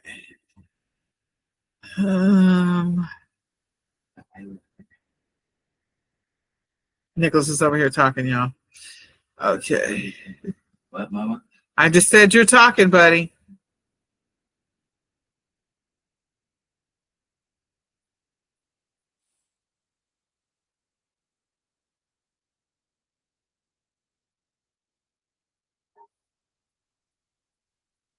All right, so I'm going to increase the font size. Again, you can increase it to whatever you want.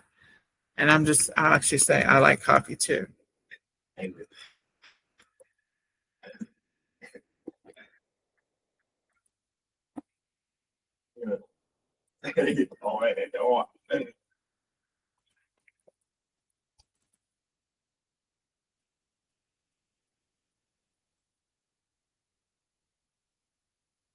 don't think that is as visible as I'd like for it to be. So you might not do Brittany. You guys can play with whatever fonts you want to play with.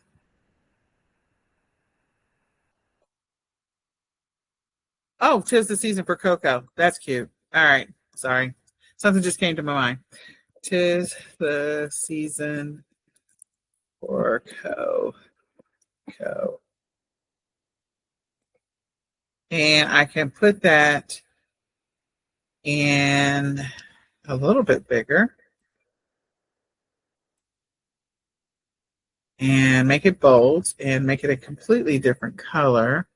Maybe brown. Can't really tell that it's turned brown. Brown. There we go. A little bit darker.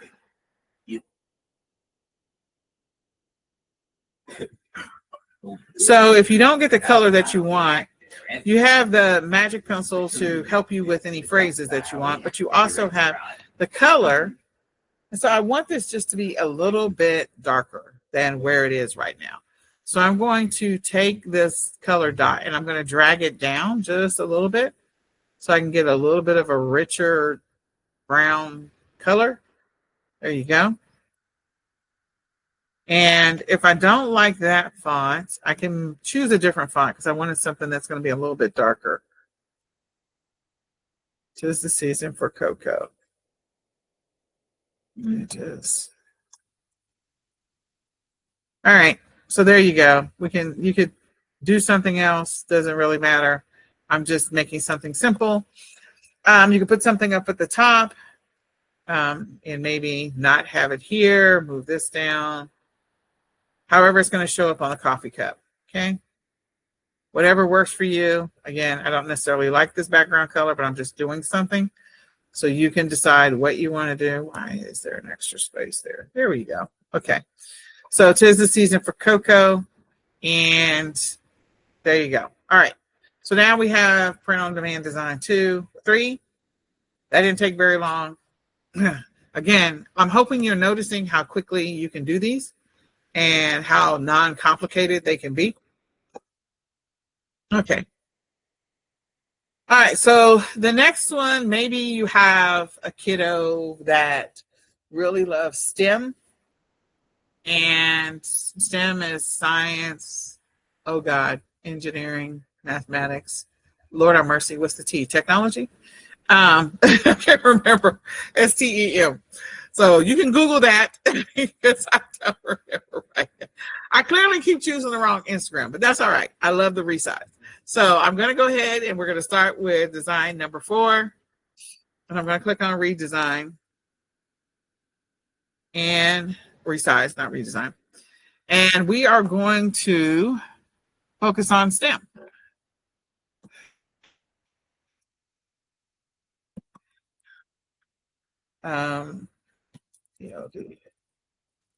Design.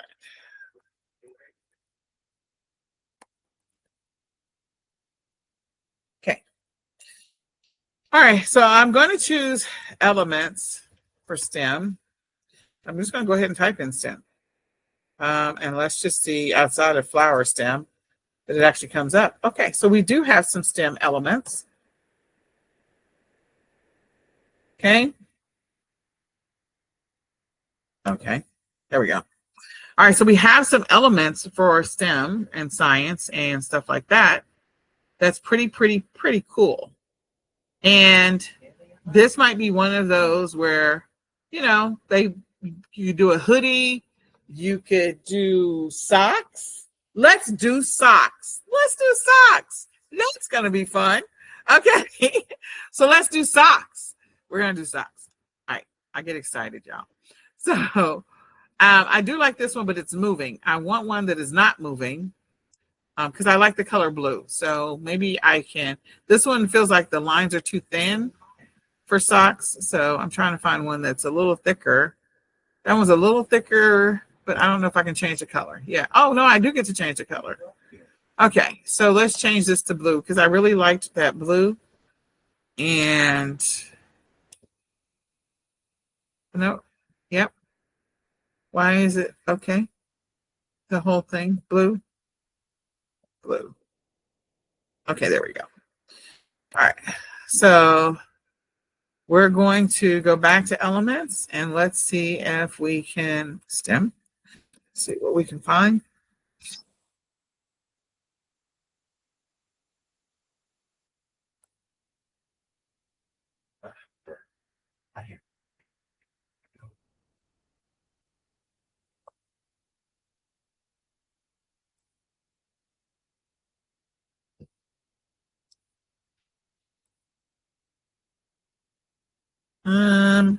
Not really sure. This already has a thing in it. I'm thinking. Just a minute. So I can go get inspiration from Google and STEM designs for socks. Okay. So here are a pair of socks. And we could, if we're running out of ideas, thoughts, things like that, we could make a pair of socks that look similar to these. These are a little more intricate and more involved, but what I could do is take pieces so the socks has different types of elements on it, and that's really the crux of it. That's really all I'm trying to do. So we have the switchboard sort of thing happening. We have the gauge, we have the push button, all of that. So I can find all of those pieces to put onto a pair of socks. I think I did socks the previous year too. But you see what I'm saying? So it is STEM related. Let me just see if there's another design that I can get inspiration from. Again, I get inspiration from everything. So this one is Lab Pros. Did you find what's hiding inside? That's cute. This one is Believe in Science, Girls Crew Socks. And again, they just put different pieces onto a pair of socks. So again, another just kind of getting inspiration. You could make this little design here. you can take some of these elements. So if we focused on girl socks or we focused on boy socks, like we can take some of these elements and use it in our, the design that goes onto the socks. So I'm going to get rid of this, even though, well, no, I like this one. I like this. I'm going to keep it. Maybe that's at the top of the socks. Okay. So this might be at the top of the socks. I'm going to keep it. Okay. This is got boys and girls in it. And I am going to see if I can find a gear that has a similar feel. So, this is moving. I'm gonna have to download that as a regular. Where is it? Okay. I can't change the colors. Can't change the colors. Wait, that's not yours. Not. I didn't even realize that was moving.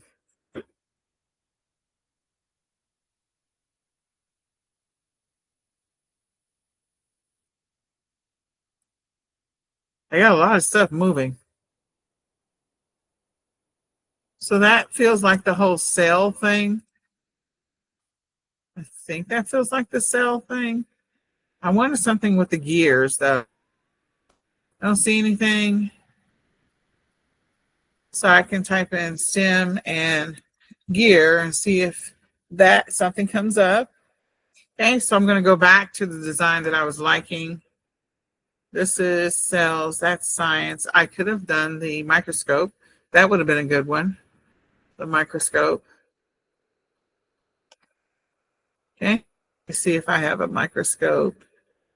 I don't know if you guys saw one. Oh, lab work. Yeah, labs. Okay, so I will grab a labs. I do like the cell, but I don't know what to do with that yet. So maybe he's going to be small and somewhere else. I don't know. I'll put him on here somewhere. Okay. So so I'm going to look at the little lab test tube and pull that down. And that's a test tube that's over here. Yeah, I wanted that whole cellular structure.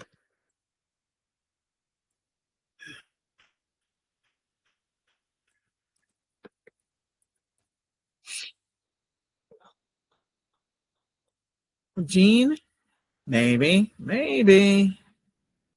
Nope. Maybe it's the genes.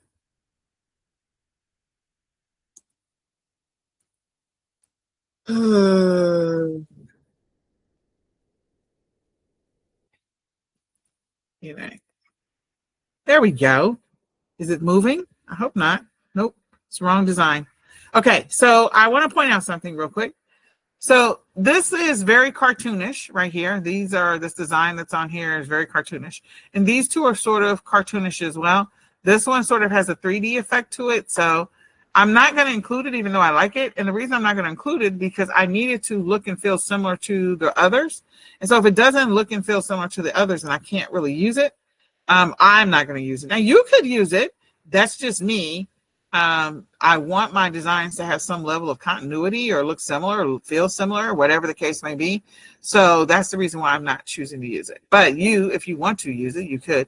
I don't feel like this is exactly still the same, but I'm just going to, for the sake of moving on, I'm going to go ahead and move on. And it doesn't match in color. I would probably choose, I feel like this one is maybe closer in color. It just doesn't have the same look and feel. Just see if there are any more. This one's cheesy. There's one right there. Rockets, gears. I put the little cellular thing up there.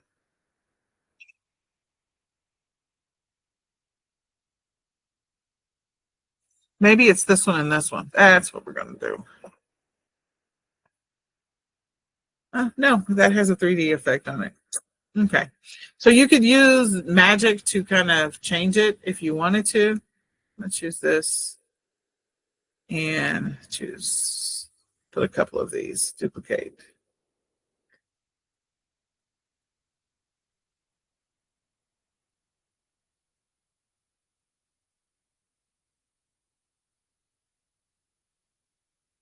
There we go. All right. So we have something to go on to some socks.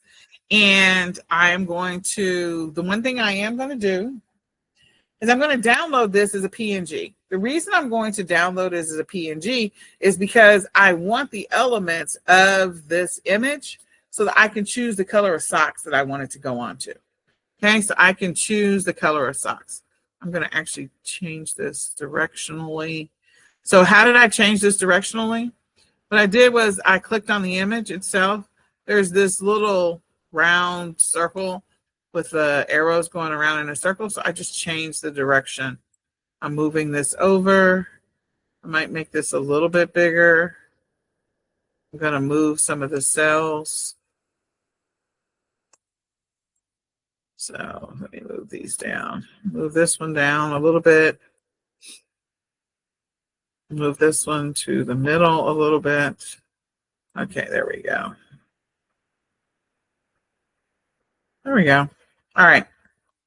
So now we got some cells. We got some stuff going on. This doesn't all match, but that's okay. So I'm going to download this as a PNG so I can use it on the socks. So I'm going to click on the share. I'm going to click on download. And I don't remember. What design is this? Number 4? Okay. So, oh, wait a minute. So I'm not going to do this. When it asks me to save it, I'm not going to save it because I have to click on the word transparent. The reason I have to click on the word transparent is so that I have clear see-through background, and using that clear see-through background, that will allow me to change the color of the socks at any given time. So if I want to do pink socks and blue socks and green socks and yellow socks, I can do that. So right here is the transparent button, transparent background, so that this all becomes see-through. And then I'm going to go ahead and click on download. And this is supposed to be print on demand design 4. So because I'm talking, it's taking longer. I don't normally take this long. But I have created like 4 designs in like, I don't know, 30 minutes. So 30, 40 minutes. Okay, so the last one, I'm just going to check with you guys. What do you want me to make? Please type any questions you have in the chat. Yep. So what design do you want me to make? What do you want me to do? Am I doing a stocking? Am I doing socks? Am I doing underwear? Am I doing a backpack? Am I doing I'm already doing a hoodie. Am I going to do another coffee mug? Am I going to do a cutting board? What am I doing? What would you like me to do?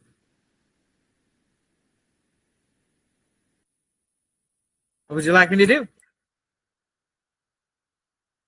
If you don't have any ideas, I'm going to go back to the other window and I'm just going to come up with something. Because I'm just going to come up with something.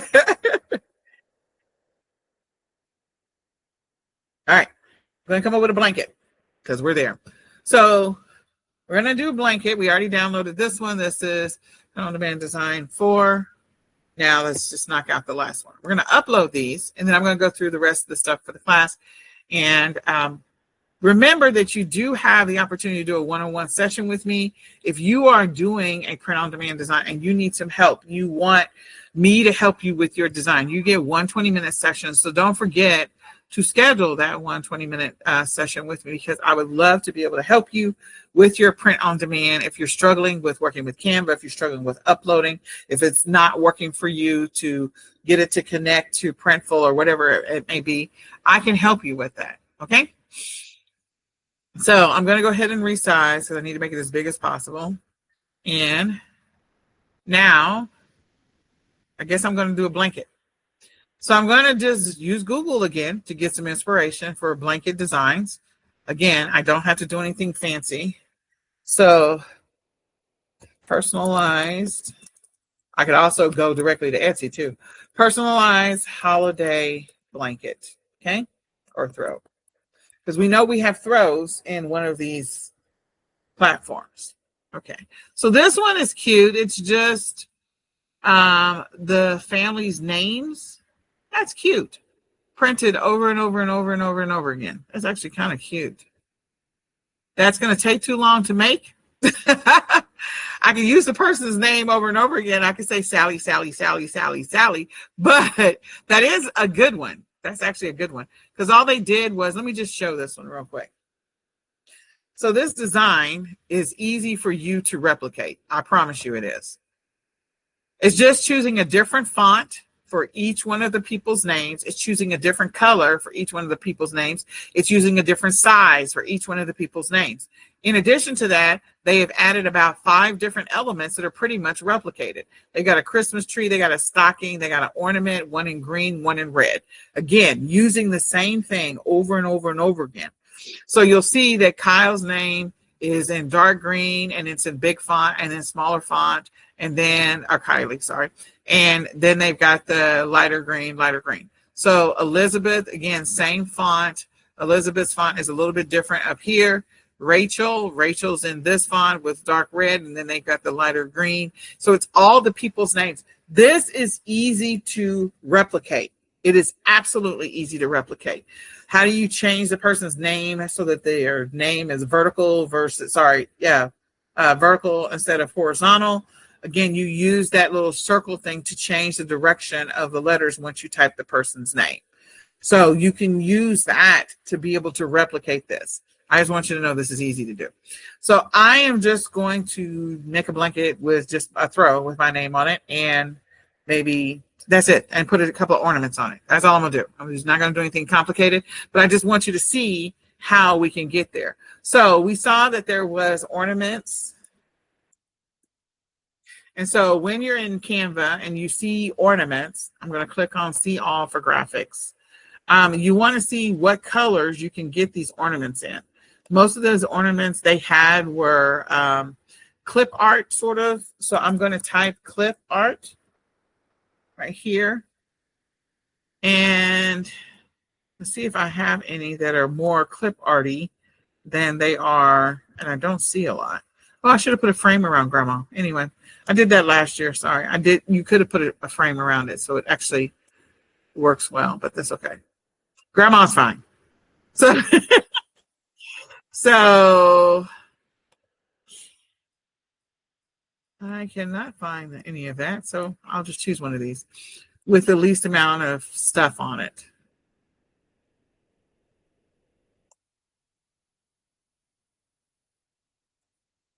Oh, okay. So there's one.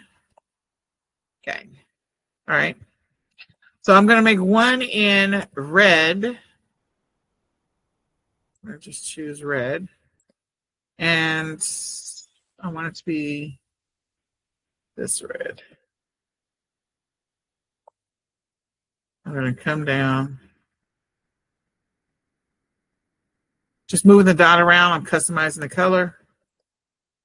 Okay. And I'm going to duplicate that, and I'm going to make it in green. Okay, that didn't duplicate. There we go. All right, so I'm going to make this one in green, and I'm going to make it a little bit to see if we already have a green down here we like. I mean, we can try this green, but like I got some kind of delay going on. I'm going to make it a little bit of a richer green. There we go. A little bit darker. There we go. You can see the color changing up here. It hasn't changed here. So I click out, come back, click. Okay, it'll show up in just a second. So now I've got another green. So I've got a green and I've got red. Sometimes Canva will stick. So it just is what it is. I'm going to go ahead and choose subtitle because I can change to anything I want, any font I want. I'm going to do cursive and I'm going to do my name. Cursive. Okay. So let's see if I can find something where you can actually see my name. There we go.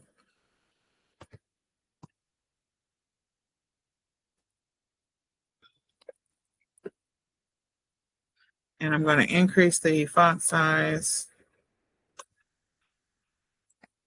to this size, about 120. And I'm going to change my color. This is where the color of the text is. And I'm going to choose it to be in green. Okay. Then I'm going to duplicate my name. And I'm going to choose to put my name in. This up a little bit. So I'm going to put my name in red. Come on, Canva, catch up with me. Green. This should be green. Thank you. Okay. So then I can do variations on this color. So if I duplicate this and I don't want it in cursive, I'm just showing you how you could do that effect that we just saw. And I want to do a different font style and I want to stay in cursive. I can choose Brittany. There's a Nicole that's in Brittany. And I can click on this color. Once I click here and get the little gears in the middle of the color, I can go up on the color and make it lighter. So you can stay within the variation of the color that you already have. Again, duplicating Nicole down here, clicking on it, making sure I have the purple, taking the letters. I'm not necessarily doing this in any type of fancy order or anything like that. Changing this from what it is to Brittany. And then now I'm going to change that red to a completely different red. So I click in the gears and I want to make it brighter. Okay, so I come up there and now I have a brighter red. So I have variations on the same thing. If I duplicate this, now that I have all of these colors in here, I can literally just make that lighter and duplicate this one, click on it, click on the plus to make another one. Again, I'm not doing these in any type of special order. I'm just showing you how you could replicate. If I wanted to make the letters bigger and the ornaments smaller, I can make the ornaments smaller by clicking on the corners and then increasing the size of the font on the letters. Okay, if I wanted to make them all the same size, I could do that as well. So all the ornaments. But in any case, this is my blanket. I'm going to make this font size really ridiculously big. So I'm going to go with 250. Okay. I make that wider. I know it's not going to be cute at all, but it is what it is right now. So now I'm going to go ahead and download this. I'm going to download it as transparent because, oh, I forgot, sorry. I need to make this print on demand design 4. 5, not 4.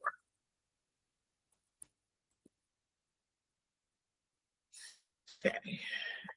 But I would love to sit down and do that other design. I am going to do that one day. Okay, so I'm going to make this transparent because I want my design to be placed on any color. If you want your design to be placed on any color background, then you have to make it transparent. If you want your design to be placed on just a white background, then of course, then you have to have a white background. So for grandma's ornament, I am going to make it a white. It is white. I didn't make it transparent. So it's going to be on something that's white. I probably should have made her transparent for this. Okay, we are where we are. It is what it is. Okay, so now that we've done this work, we spent a lot of time making these. I'm going to go ahead and stop sharing for just a second so I can log back into my account. Whoops. And I'm going to log into my account. I'm going to go to, which one of these is socks, ornaments? Okay, both of them have ornaments. Coffee cups, both of them have it. Okay. All right, so I'm going to sign in to my account and we're going to get started. Am I logged into this one? I am logged into this one. Okay. All right. I can show my screen. I'm already logged into one. That was a waste. Okay. So the next thing, we go back to our little checklist here. So we created our Etsy account check. We created our Canva account check. We have a Printify account and Printful account check. We created our eRank. Why do we care about eRank? Because eRank gives us keyword comparisons. Tells you how many people are using, whenever you create your listing, how many people are using similar keywords, same keywords, what's the competition level, like how many people are creating world's greatest grandma ornaments. There might be a bunch of people creating baby's first Christmas ornaments or stuff like that, but how many are creating world's greatest grandma ornaments? May not be a lot of people. So it's going to tell you what the competition is, if it's high, if it's low. If you do the free account, you're going to be limited on what you can see. If you do the paid account, you can see so much more. So I just want you to know that. I'm not going to log into eRank, but I do encourage you to go take a look at it. We do have an affiliate account, but I just did not bring all that stuff up because today's been a crazy day. But in any case, you can look at, some of the data that eRank is going to give you. Those are the pricing, some of the features. So get the features. There we go. So you got a keyword tool in there. It's going to give you how many other listings, what's the competition, and how are they performing. It's going to look at your listing and tell you how good it is, or how bad it is. I do love a lot of the tools now. There was a time where I was like, yeah, you can do this without the tools. But the thing I do like about the tools now is that they have a lot of AI power behind them. And of course, that's happened over the last 2 to 3 years. And so because of that, you get much stronger, much better data in some cases to help you create listings that have stronger keywords in them, or to help you find your niche or your groove where you have as little competition as possible. Remember, I talked at the beginning about pairing together something that is holiday related and another thing, whether it is holiday related and a member of the family, whether it's grandma, grandpa, cousins, uncles, brothers, whether it is holiday related and profession, or holiday related and or passion or hobby. If you focus on holiday related in any of those three, you're probably going to have as little competition as possible. If you're going to have a little bit less competition. I'm going to say as little competition as possible. Are there a lot of people out there creating holiday related stuff for nurses? Yeah, but is it a saturated market? Probably not. So if I do Christmas and nurses, sorry, I'm not even on the right keys. I can search on Etsy just to see what's happening with holiday related and nurses. Most of these are all like shirts. So could you do tote bags? Could you do socks? Could you do hats? Could you do hoodies? Could you do leggings? Could you do wrapping paper? Again, you could figure out what product you're going to do that's holiday related and nurses, and have a little bit less competition than everybody else. Okay. So if I just did a Google search, just trying to prove the point to you that you will not have as much competition if you focused on those three that I talked about before. So if I do Christmas and nurses, again, most of it's going to be t-shirts. If you want to get into the t-shirt game, yes, there's going to be money in t-shirts, and you probably create a design that is completely awesome. But don't overlook the opportunity to do coffee mugs. Don't overlook the opportunity to do leggings. Don't overlook the opportunity to do hats or jackets or backpacks or totes. Don't overlook that opportunity. So just putting it out there, this is an example of, you're going to see a lot of t-shirts, and yes, t-shirts are selling. But there's other stuff that you potentially could be all by yourself, or have as little competition as possible, and be like, wow, I got a lot of sales and I wasn't expecting that. Okay. So it is the holiday. Write down those three things. If you don't learn anything else from this session, when I'm talking about holiday related and either position in the family, son, daughter, baby, dog, grandma, uncle, cousin, whatever, that's position in the family. Whether it is holiday related and profession, truck driver, nurse, dentist, accountant, all of that stuff, or holiday related and passion or hobby. Again, some people love knitting, some people like pickleball. You're not going to find as much competition, and you can go hog wild. And if you focus on creating something new every single day, you could clean up more than you expected this holiday season. All right. So with that, again, there's a lot of t-shirts. We're going to go back to Printful, I think, and we're going to upload some of these designs. Okay.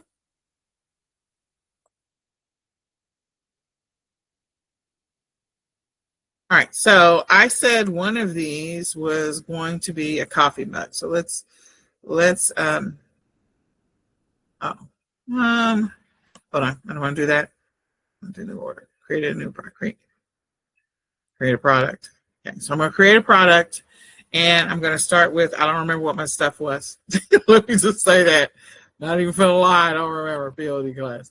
All right, so I have wrapping paper. Let's start with the wrapping paper. I think I have wrapping paper over here.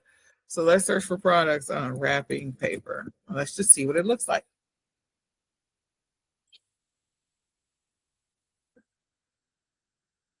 Oh, okay.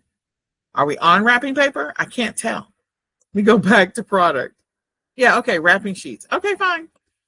Says we are. I guess my computer is like got a little bit of a delay going on. I don't know what's going on. Okay, so let's go to the LD class and let's do wrapping paper. We're going to upload the file. Okay, it's coming in. We're going to apply it. Okay. It's asking us, okay, to scale it down. The image doesn't meet the requirements. Okay, scale down. Fine, that's fine. You made your image larger. That's fine. I don't care. And if you want even better quality, please upload a larger image. Okay, so mine was 200 by 200, and they wanted me to make it even bigger. I got a little bit of a exclamation mark down there, but that's fine. I'm just going to move on with life. Okay, it's going to let me move on. A little surprised. So I don't know the dimensions. So the one thing I should have done was before we started was to figure out what the dimensions are for the product that I'm doing. But that's okay. We are where we are. It is what it is. So I am going to see if position. You said we major doesn't meet mine. Okay. We need okay, you're stopping there. Okay, fine. We'll stop there. Okay, got it. Align. It's aligned. I think you aligned it. That's fine.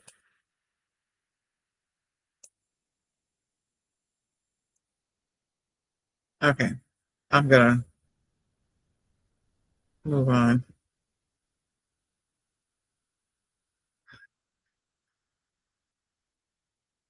No, I don't have it back. Okay. You are not going to let me.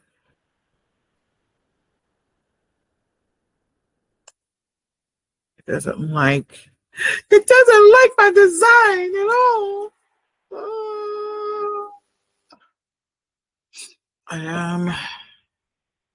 Okay, well then we'll remove the background. We'll let you choose after. Okay. Do you like it now? Nope. All right, we're going to save the design. It's saved. Okay.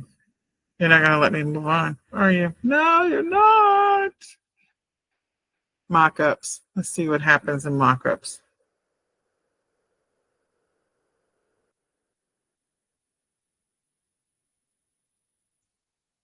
So this is what my wrapping paper would look like.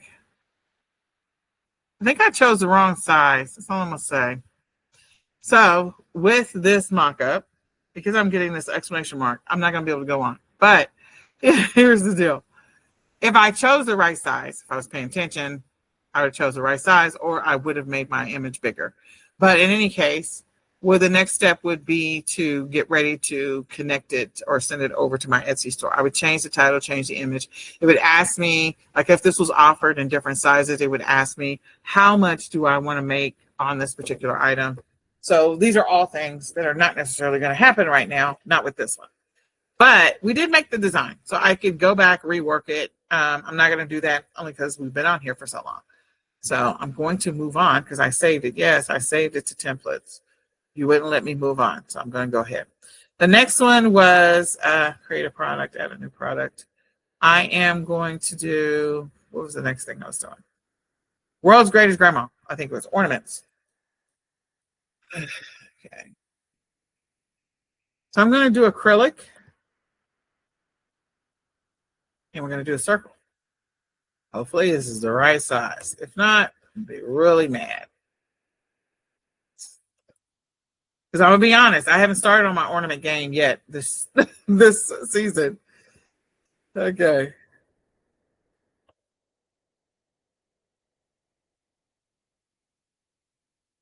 All right. There we go. World's Greatest Grandma. And we're sort of in the line. You'll notice that I now have saved template. I don't have the exclamation mark. So I can go on. I can look at mock-ups. I did do it in black and white. So I'm just going to do circle. I'm not going to do anything else.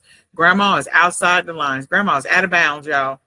So let me go back Grandma is out of bounds. So I'm going to crop her just a little bit.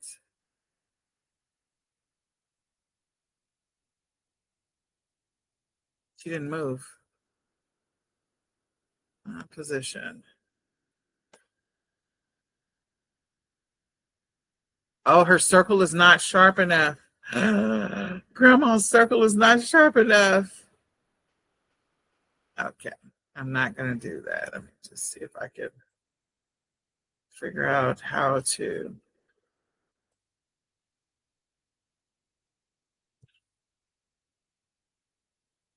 Cancel. I'm going to undo the changes I made so far. So grandma needs to be, her circle needs to be tighter.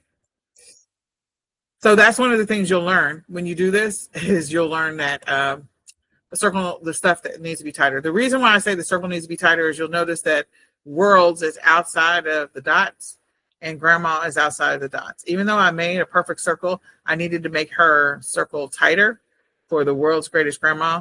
And I needed to move this text up just a little bit. So I could go back, make tweaks to it, and then make it work so that it would actually work for grandma. Let's see if we can get that one. I don't think that one take forever, so I'm just going to go ahead and click on it. Going to make it tighter. Come on, grandma. Come in. Calling grandma. So I'm going to click here, and I'm going to go back to effects. Just going to make her circle just a little bit tighter than it already is. Okay. There we go. So world's greatest grandma, she's a little bit tighter now, and I'm going to make this a little bit smaller and move this up just a little bit. And I'm going to move the heart up as well. Again, under normal circumstances, I wouldn't have made it white, but whatever. I will download it this time as, oops, didn't mean to do that. I will download it as transparent this time. And this will be number 2. Or I'll just replace it. It'll ask me if I want to replace. Nope, didn't ask me. All right, let's go back. See if we can make grandma work. Uploads. Let's upload grandma too. She's a little bit tighter now. Okay. No, I don't want her overlaid with the other one. Delete. There she is. Miss America. Boom. Her T is right there in the dot. That's the hole where they're going to put the thing. So I could, again, have made grandma just a little bit tighter, but I didn't. So you can go back and tweak her again. Let's go see what she looks like on the mock-ups. So on the mock-up for grandma, since we know we're doing her in a circle, this is what grandma would look like as an ornament. She looks a little bit better than she did before. We don't have letters cut off and things like that. The T is the only thing that's cut off. But again, you can decide how you want to do it. If I go ahead and do save to templates, then got it. I know. Okay. And then 1 out of 5 products. I don't want to see her on anything else because I'm not going to use her on anything else. I'm only going to advertise her on this one. So we're only going to do just the circle. Okay. Save to collection. ELD products. Going to save her. Okay. I can send her, if I wanted to, over to my store. It's going to create a title, create a description. It would send it over to the store. I would indicate my Etsy store that it would indicate that this is going to be a personalized product. Okay. So now we're going to add another product. The next one is it the coffee mug? I don't remember. Coffee mug, yeah. Then we're going to do the socks.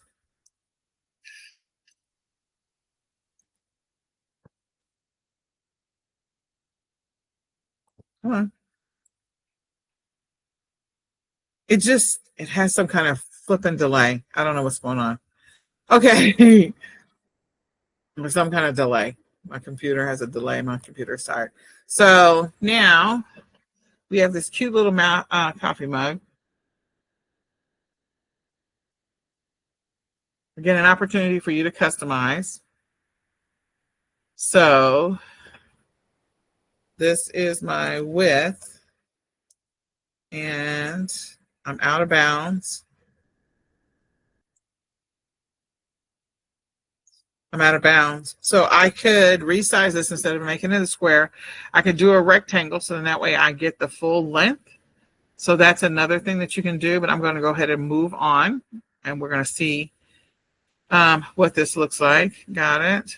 So the design for each product needs to be adjusted separately. Got it. Okay. So I'm going to go look at the mock-ups. They're probably going to look weird because it needs to be a rectangle instead of a square, which is fine. So if I were going to download pictures, this is the one that I could download. And I could use this one when you get ready to connect it to your Etsy store, send it up to your Etsy store.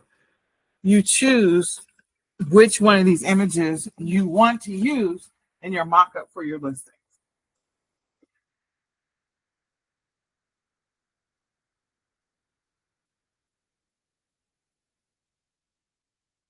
So you choose which one you want. And I would probably choose all the front-facing ones if I was just doing this. So I would choose this one, and I would choose this one. If I had it wrap around, I would choose one of these others. And then you also have the person. So you have some more pictures down here to choose from of people using, again, your image being on there. And then you'll also see, it being in a box. So some of those are all helpful. There's also a tool that I mentioned before called Placeit. Placeit, I think it's placeit.net. And if you go to placeit.net, you can do coffee mugs. And if you have an account, if you don't have an account, we can send you the affiliate links to all of these. But you have the ability to superimpose your design on each one of these so that you can have a picture of your coffee mug in a setting. So right now, the pictures that they're showing, none of these are in a setting. These are perfect for like if you were listing on Amazon because they have the plain white background. But the other thing you want to do is you want your coffee mug in an actual kitchen or on a table setting. So Placeit allows you to actually be able to take your coffee mug image and put it in a setting, like whether I put it next to a coffee, decline. I hate these things. Oh, I decline all. Decline all. No, I'm not accepting all of these. No. Okay, I don't care. Says this is mandatory. Necessary cookies. I don't want any of these. Is anybody else annoyed by these things? Okay, thank you. Okay, so so you want it in a setting. So maybe a person that is actually pouring coffee into the cup. These are pictures that you sort of sometimes see on Etsy. And so Placeit is that tool. You would log into Placeit or you create a Placeit account. You can create one for free. You would upload the image that we just uploaded to Printful, and you would download these images as well. So what you would have on your listing is a combination of the pictures from you that you have from within Printful. I was going to say Printify, and the images that you have downloaded from Placeit.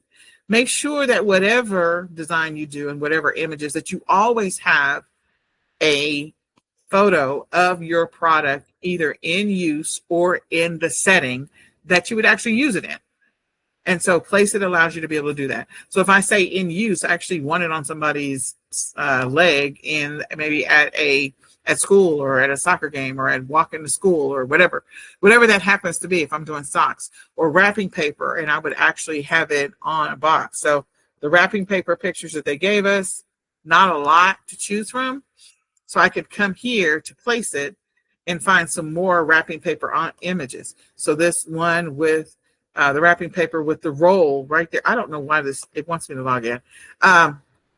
With the roll right there or on an actual present. So I could have that. I don't get that option inside of Printful. So Placeit allows me to put my images onto other things. That's why we recommend you also get a Placeit account. So when I'm talking about this, some of the things that I've recommended you can do for free, and some of the things that I've recommended will cost you once you get a sale, or will cost you to even use. It could reduce your fees so that your ROI is higher if you create an account or a membership account, or you can just test it and see what happens. The worst that can happen is you invested an hour, 30 minutes of your time creating an image, uploading it up to the platform, connecting it to your account, and you don't get any sales. Okay. But the goal is to get sales. But if you do that 30 minutes every single day for the next 45 days, you're going to get at least one sale if you do it right. Okay. So we do have in this example, I don't know where it is anymore. We do have the coffee mug. Again, I have the wrong sizes because coffee mugs require long, and I didn't think about that. So I did all of mine square. So do I want to save this template? Sure, why not? Okay, so now the next one is, I forget, coffee mugs. Oh, socks. We're doing socks. We're doing socks. All right, so let's go see what happens with the socks. I probably needed to be a different size too. So I'm going to choose the socks. So lesson here is that you can't use square for everything. I always start with square, but then I make adjustments to my images. And the great thing about Canva is you can change the size of your image and re-download it. That's the great thing about Canva. So if I needed to make it horizontal, vertical, square, rectangle, I can do that. All right, so I'm going to go and I'm going to go get these socks. This is our sock design. And I'm going to apply these to some socks. Okay, I think I chose embroidery. But hey, look at how these pop on some socks.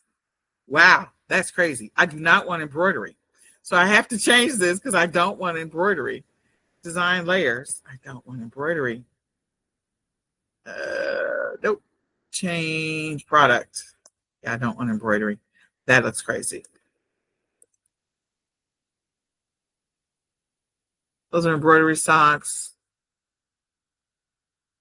Okay, I think we have more sock options. Yes, I'm sure. I think we have more sock options over at Printify, which is disappointing.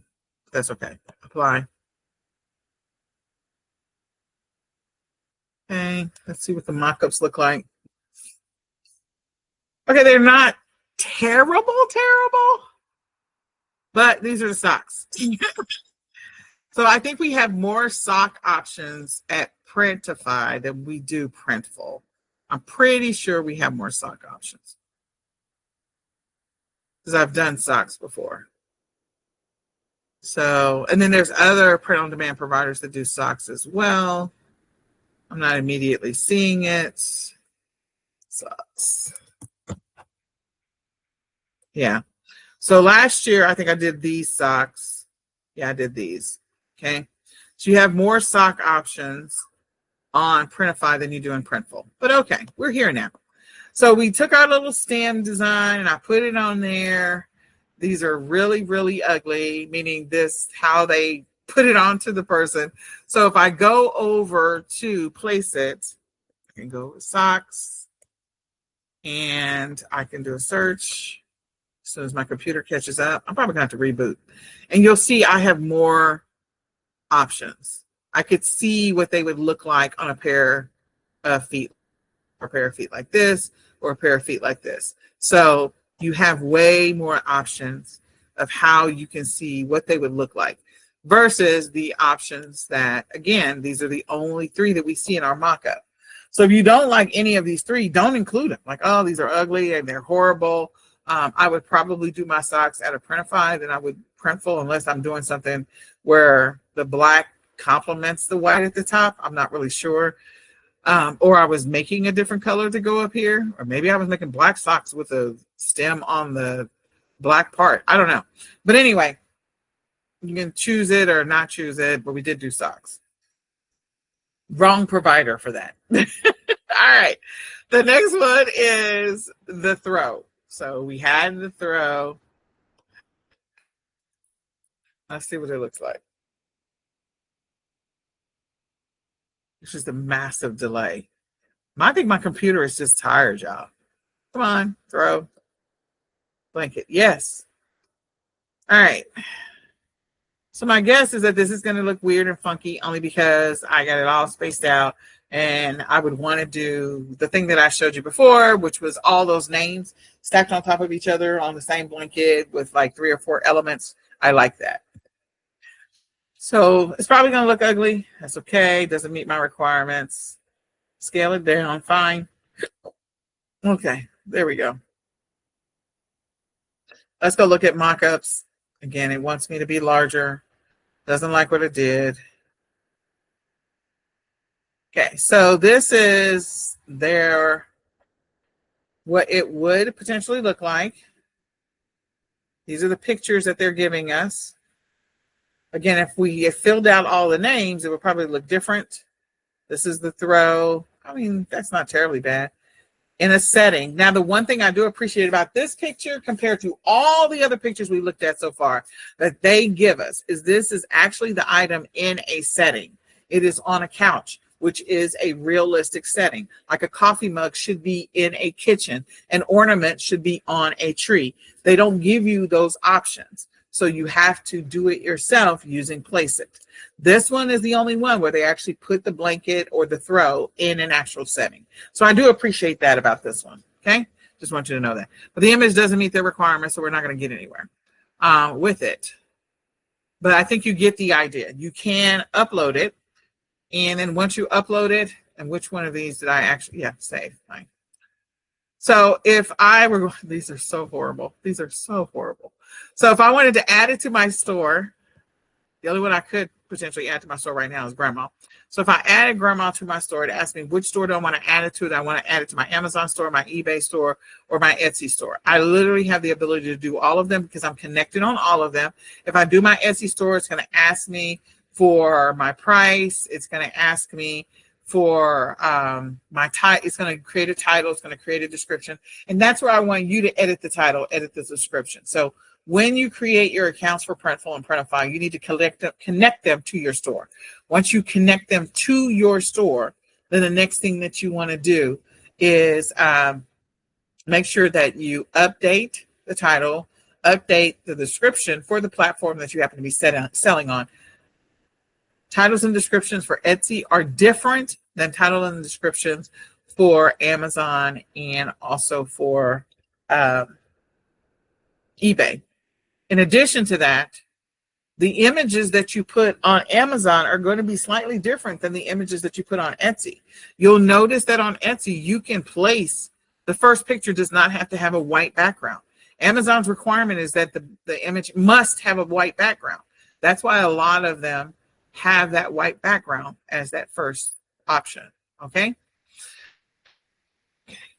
So we kind of talked through a lot of this. We didn't go through the fulfillment, but I did explain what you need. The one thing I forgot to put on here is that you do need to create, just minimize this just a little bit.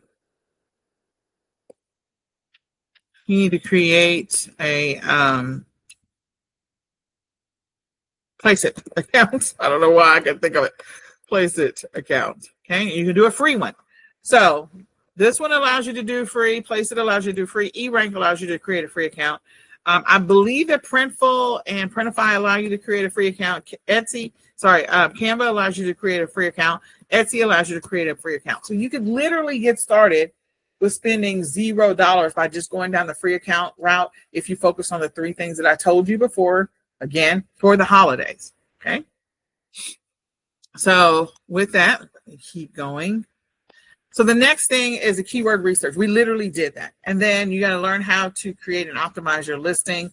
You need to make sure that your images are clear and they're right for the type of product you're going to put it on. So the thing that I didn't do, again, lesson learned, is that I just made them all 2000 by 2000. And I can go back into Canva, re-download those, resize them and re-download those images. But again, you got to have an idea of what you're going to put it on. So can I put that same image on many other things? Yeah, I could put it on a coffee mug. I can put it on a the canvas that goes on the wall. I could put it on, a pair of socks. I could put it on some leggings. I can put it on whatever. I just need to know, you need to know that you need to resize it for every single thing that you're going to put it on. So the size that I need to put it on a phone case cover is probably going to be a different size than I need to put it on for a coffee mug. So you'll need to resize it accordingly. When you download it, if you're going to have somebody create images for you, you need to download it as PNG if you're creating it yourself in Canva. If somebody else is creating it for you, just make sure they download it as PNG because that's what you're going to need as much as possible. Okay. So you got to learn how to create and optimize your listings. Make sure you indicate the type. So this one says digital, but some of your pictures, I think this is the wrong message for this. So I feel like those are print. This is different. So I got to change this. This is wrong. Okay. So the next thing, create and develop your product listing. We talked about that. You can actually use the tools that they give you to create the listing. You just need to edit the title. Do not stick with the title that Printful gives you. Printful is giving you their catalog title. The catalog title is not a sellable title, meaning the words that they put in that title are not the types of words that would attract people to a listing. If you don't learn anything else, make sure you read the titles of the products that you're about to sell and see how those titles are written on Amazon, how they're written on Etsy, how the titles for the products are written. If you just go to a regular catalog for a wholesale supplier, they're going to say black socks. Now, are people searching for just black socks on Amazon? Yeah, probably. But there might be black dress socks, black formal socks. So the person that's writing the catalog is not putting those other punch words that might help your listing come up much higher, much faster in the listing. And you need to know that. Okay. Then you do want to make sure that you share your listing onto other platforms. I said that before, share, promote. So run it through Pingler, Ping Farm once you've got it onto the platform that you're going to sell it on. So if I'm sending my listings over to Etsy, I'm going to run it through Ping Farm. And you want to make sure that you follow the process with whoever the fulfillment person is. So if the fulfillment provider happens to be Printful, and you get a sale, you want to make sure that Printful actually fulfilled the order. Don't just assume because you got your account connected that it happens. Sometimes the accounts get disconnected. Trust me, I've had ones where I had like 30 listings or 40 listings, and then like one of them didn't. There was an error in the connection or something. And so all my listings were connected except for this one. Somebody bought it. It was a phone case cover for Autism Awareness Month. And I was like, what the? So I had to figure it out, and I had to do something different to make that transaction go through because somebody was trying to buy it or had bought it, but it didn't get fulfilled and something didn't happen. It was just weird. So make sure you follow it all the way through. Don't just assume everything is continuing to happen on autopilot. Spot check it throughout the week just to make sure you're good. That doesn't mean you have to, babysit it, but you do need to spot check it just to make sure things are going, especially this time of the year, because they get a lot of orders. They're going to be processing a lot of stuff. And so things can happen. Technology doesn't always work the way we want it to. Provide customer service. Absolutely. To your customer, and if somebody has a question, answer their question. The biggest question you're going to have if you're going to sell t-shirts, hoodies, leggings, they're going to want to know size based on like inches and feet and all that other stuff. You need to be prepared to answer those questions. So if you don't have that information, definitely contact whoever is going to be fulfilling the order so that you have that information. You'll notice on Etsy that they have a whole grid for the shirt size, and even if it says small, medium, and large, it's still going to be in some type of inches and millimeters and all that other stuff. So you need to be prepared for that. So ideas for print on demand, I threw a bunch at you. I told you a bunch as I was going through the exercises. So these should not be new to you. Phone case covers, again, phone case covers and truck drivers. Think about that. Phone case covers and pickleball players. Phone case, Christmas, holiday, phone case covers and pickleball players. Don't forget that those are all opportunities. So you could just use ChatGPT or Google Gemini and dump a list of the top 10 hobbies, and then the top 10 passions for the people are passionate about in December. Don't say November because the election stuff is like right now. So, I mean, you could, but the election is over. So now we're on a different side of the process. But I mean, and then you could still make more stuff if you want to make more stuff. It's your call. You do what you want to do. Okay. Do what you want to do. But you've got a lot of options for print on demand ideas. It's not just one thing. And don't forget, you also have the option to create stickers. Sometimes people just want stickers for their notebooks, for their phones, for their whatever it happens to be. They like those little things that they put in Crocs, the holes in Crocs. People like those things. I don't know why, but they just do. So again, you can make those types of things. There's people that have Etsy stores where they make thousands of dollars just selling stickers.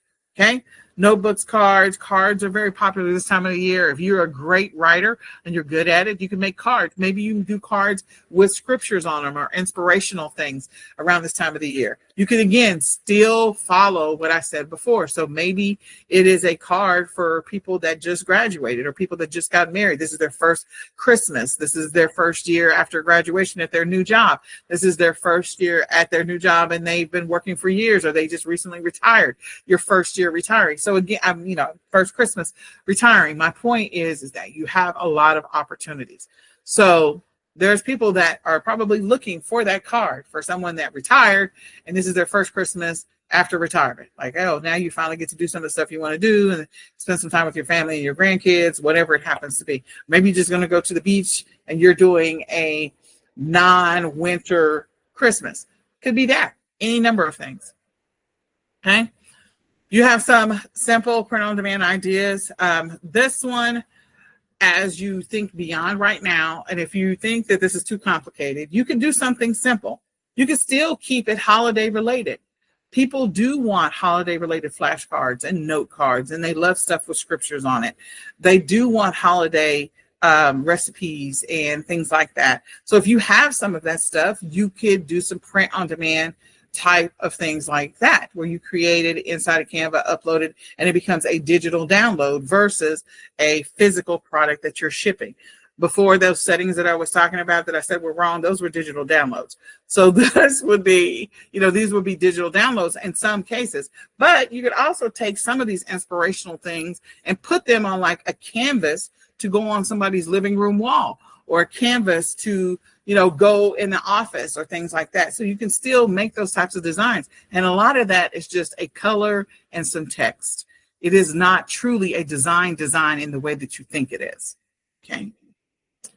All right. So you create your Etsy store. We've already gone through that. You create your Etsy listing, making sure that you focus on the title and the description. The one thing that I tell people to do is go look at, for whatever product you're about to create, go look at 20 Etsy listings for that particular product. Go look at 20 Etsy listings for that product, okay? And then use that as inspiration to create your own listing. So if I'm selling socks and I'm selling socks for kids that love STEM or that are STEM kids, I am going to go look at 20 listings on Etsy. If I can't find 20 listings, then I know I'm all by myself. I have very little competition here, so I can go hog wild. But I might go look on Amazon and look at some of the titles for the listings over there. I might go look on eBay. I might go look on Walmart just to see, so I can get some ideas and get some inspiration. Okay. Make sure that you have one of your photos is in the actual setting or environment or in use for whatever it is that you're about to sell. So don't forget to place it is out there for you. The other thing is when you're getting ready to do print on demand and you're going to send the listing over to your store, to your Etsy store or eBay or Walmart or Amazon, don't do more than 5 colors, because anything beyond that is just too many options for people. Okay, so just choose 5 colors and as a max. If you want to sell internationally to get more sales this time of year, you can do that. Just remember there's tax implications of doing that. So you need to be prepared to understand what that means for you and what that's going to do for you. So make sure you have a credit card or money set aside sometimes to fulfill some of these orders. If something happens and you got to do it yourself, or you've got to be able to, you do have to pay these print on demand providers. So if you don't have money set aside, because typically the person is going to pay for your shirt, this shirt or whatever, And so that money that they are paying includes the processing of the shirt. If you got your numbers wrong when you sent the listing over from Printful to Etsy, you have your numbers wrong, then you owe money to Printful. That means you're taking a loss. But if you don't have your numbers wrong and you got them right, then the difference is what you get to keep. You still should always have a little bit of money set aside to be able to deal with some things. And you also need to have a little bit of money set aside to order samples of the product so you know what it's going to look like. And maybe you can record some TikTok videos or some Instagram Reels or Facebook stories or YouTube Shorts. So again, ordering some of the product, having a little bit of money set aside doesn't hurt anything, even if you can do a lot of stuff free. Don't forget about copyright. We talked about that already. I already said, make sure that you're getting something or whatever you're going to sell, that you have images of it in use in its natural setting, like a coffee cup on a kitchen table or a coffee cup next to a coffee maker or a coffee cup, someone holding it in their hand. Those are all natural organic settings where that would actually happen. Okay. A pair of socks and somebody's on the beach in the sand, not necessarily a natural place for that to happen. Does it happen sometimes? Do people actually go out on the beach and have socks on? Yeah, but is that a natural setting? No, it's not. Don't just settle for selling t-shirts. I think I've shown you that you can do more than just sell t-shirts. Check to see if the design can be printed on other products, which I talked about before. Just remember, you may have to resize it to be able to sell it on other products, and add scarcity, but not to every product. So sometimes, depending on which platform you're selling on, you may say that you only have 5 available. Don't let the default, because what happens is when you sell and you send the listing from Printful over to Etsy, it's going to say that you have like 99. Don't leave that number at 99. Just say 5. Because if they think you only have 5 available, again, that creates some level of scarcity. So do not let it default to 99, okay? Check to see if your niche is banned on Facebook. That may or may matter, may or may not matter. It just depends on what it is that you're about to try to sell. And get some feedback from your family members and friends. I agree with that. So I talked about Printful and Printify. I want you to know that there are so many other print-on-demand providers, suppliers that you could go with. So you don't have to just go with Printful and Printify, but they are easy to connect to your Amazon, eBay, Etsy, Walmart. They're just easy to set attached to your stores. So that's why I recommend them first. You are going to have to contend with the margin. So that means that your price for your product is going to be a little bit higher. But to get the feel and the swing of the print-on-demand process, just try it for a little bit of time and then maybe add another print-on-demand provider. Some of these are going to be providers that you can work with and you can sell your products directly on their site. And some of them, they are just, producers or distributors, just like Printful.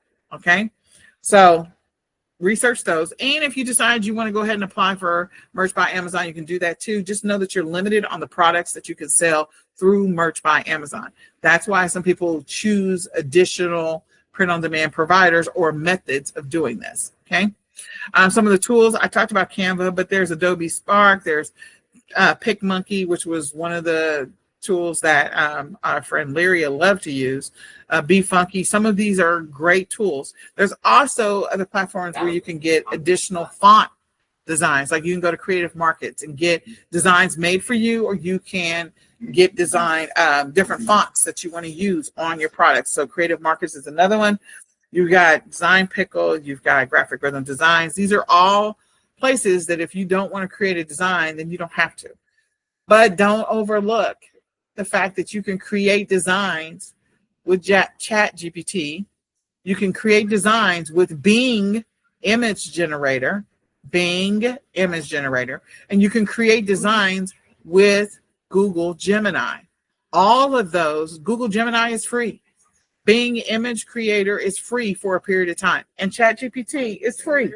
So you can use them to help you create some designs as well. They can be abstract designs or they can be specific. I think they do a better job with the abstract when you're talking about people. Sometimes you get an extra, like if you're showing hands, you get like 6 fingers instead of 5. If you show somebody walking, you get an extra leg. So if you're using it to show people, unless you know what the prompt is to get the AI to give you exactly what you want, it may be easier just to get it to give you abstract designs. Okay. Always order samples. I recommend, right now may not be the time to get your samples because it may take a little bit to get here, but if you're doing something intricate or special, you may want to order a couple of samples if you feel like this thing is going to take off. So I don't want to ignore that. And I would definitely order some samples if you're going with like Printful over Printify, Printify over Printful. And the reason is because, again, you have different print providers options inside of Printify. And Printful, you don't. You just have one. Okay? So it's pretty basic. Be strategic about your shipping. So again, if you're going to do international, be aware of that. Also, make sure that you're accounting for in your price everything that Printful or Printify is going to charge you, so that your sales price is going to be higher. Okay, it is. It's just a fact. Okay, create mock-ups of your products. I showed you how you can use Placeit to create your mock-ups. Find a niche, build an audience, create your own store. Long-term, bigger picture. You can do an Instagram store. You can do a Facebook shop, Facebook store. So you can sell your products on Facebook directly there and do a Facebook store and fulfill through Printful, Printify, or some other print-on-demand provider. Okay. So I mentioned Printful before. They are well known. Cons, it's going to be a little more costly, and shipping. I won't say shipping can be difficult. It's just that you have to be mindful of shipping depending on where you're shipping from. You can do mock-up generators using, like, for your designs. Like you can see the mock-ups themselves, and you can decide which images you want to actually go over to the listing. Printify, again, for premium, so that you can reduce your ROI. They're going to, again, both of them are costly, and more to make your brand stand out. So it's going to cost you a little bit more, but they are a global provider. So that's something to think about. That's just a little bit about them. So I did do the activity where we went into the search box and we went into Etsy and we saw what the words were that popped out. But I also showed you for a second Amazon, where we went into the search box and I typed in some words there. You can also use eRank, Google Trends, or Keywords Everywhere. Just in Keywords Everywhere is another one. So you can figure out what are the word combinations that are most popular right now. Again, I don't think there's a lot of pickleball stuff. I'm just going to tell you. I'm actually going to go look real quick to see if there's anything that's holiday and pickleball. Christmas and pickleball. Let's just go see. I doubt it. And there might be some stuff. Pickleball. Okay. T-shirts. That's where people are focusing. Okay. There's a couple. Ornaments and a coffee mug. Okay. But most of it is around shirts. There's a couple of ornaments. Okay. One coffee mug. Catch that. Somebody catch that. There's only came one coffee mug. That's it. So, wow. And that's me putting together Christmas and pickleball. Let's do holiday and pickleball. Probably still t-shirt. Okay, so somebody did get smart and did green, sort of like that green ornament kind of situation, and a coffee cup. So somebody did do that. But again, back to t-shirts. Most of it is t-shirts, a couple of ornaments, and somebody is doing a pickleball candle. I don't even know. It sounds really weird. Okay, so we have a couple more coffee mugs. That was actually kind of cute. Okay. So ideas, get inspiration. There are people that are huge fans of pickleball. I'm telling you, it's a thing. I don't understand it. There's whole groups. It's a thing. It's a thing. Just trust me on that. All right. And then if you decide that you're going to do multiple listings at once, the one thing I do want to encourage you is, after you've kind of had some practice with what you're doing right now, and you want to try, like, do one at a time, one per day, like You can do the 5 today that you did. Go tweak the dimensions and the sizes if you participated in the activity. But if you didn't, okay, you can go make them on your own. You can change the dimensions and the sizes. Plan out if you're going to do multiple listings for one. So again, we're talking about if you're going to do 3 different t-shirts, but you're going to change the words on the shirt. So it's this, in essence, pretty much the same shirt, but you're going to change the colors, or you're going to change the words, or you're going to change the font.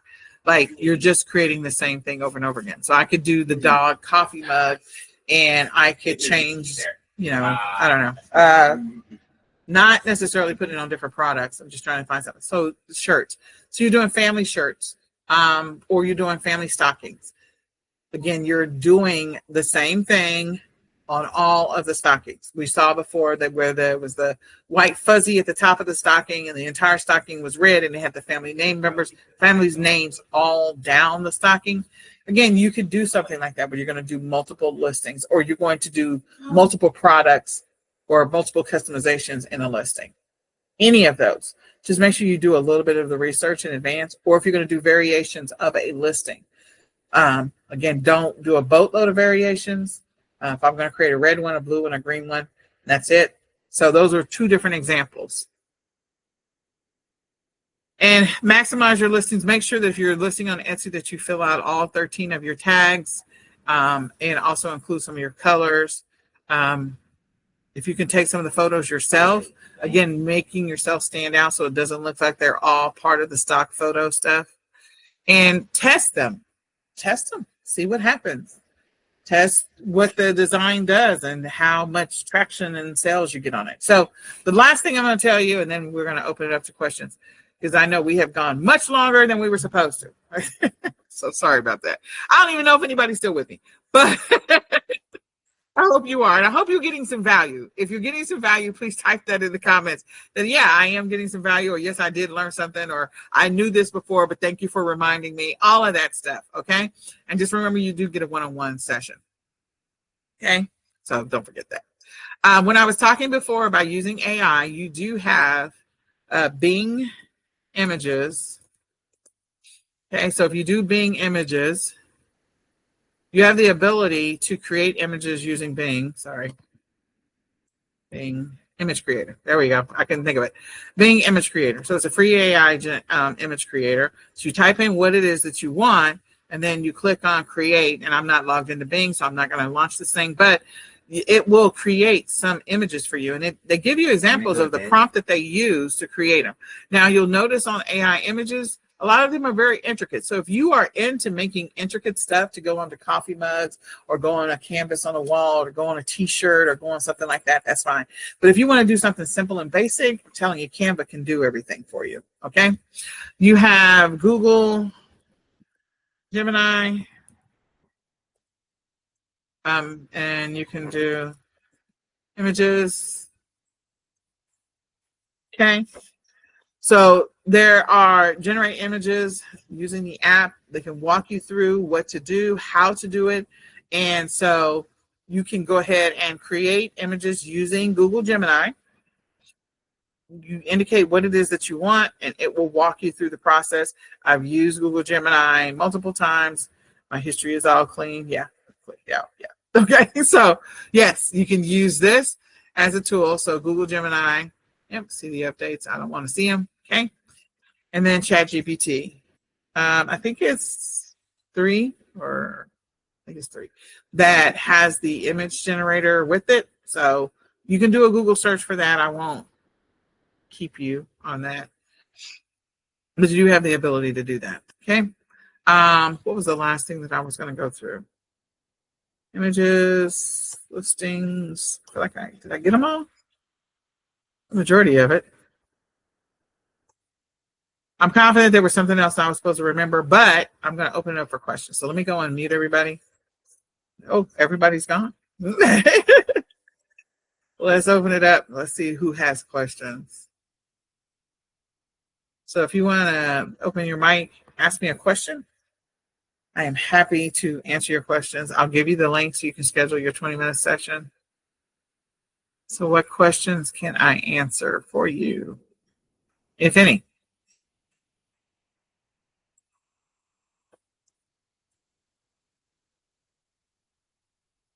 None.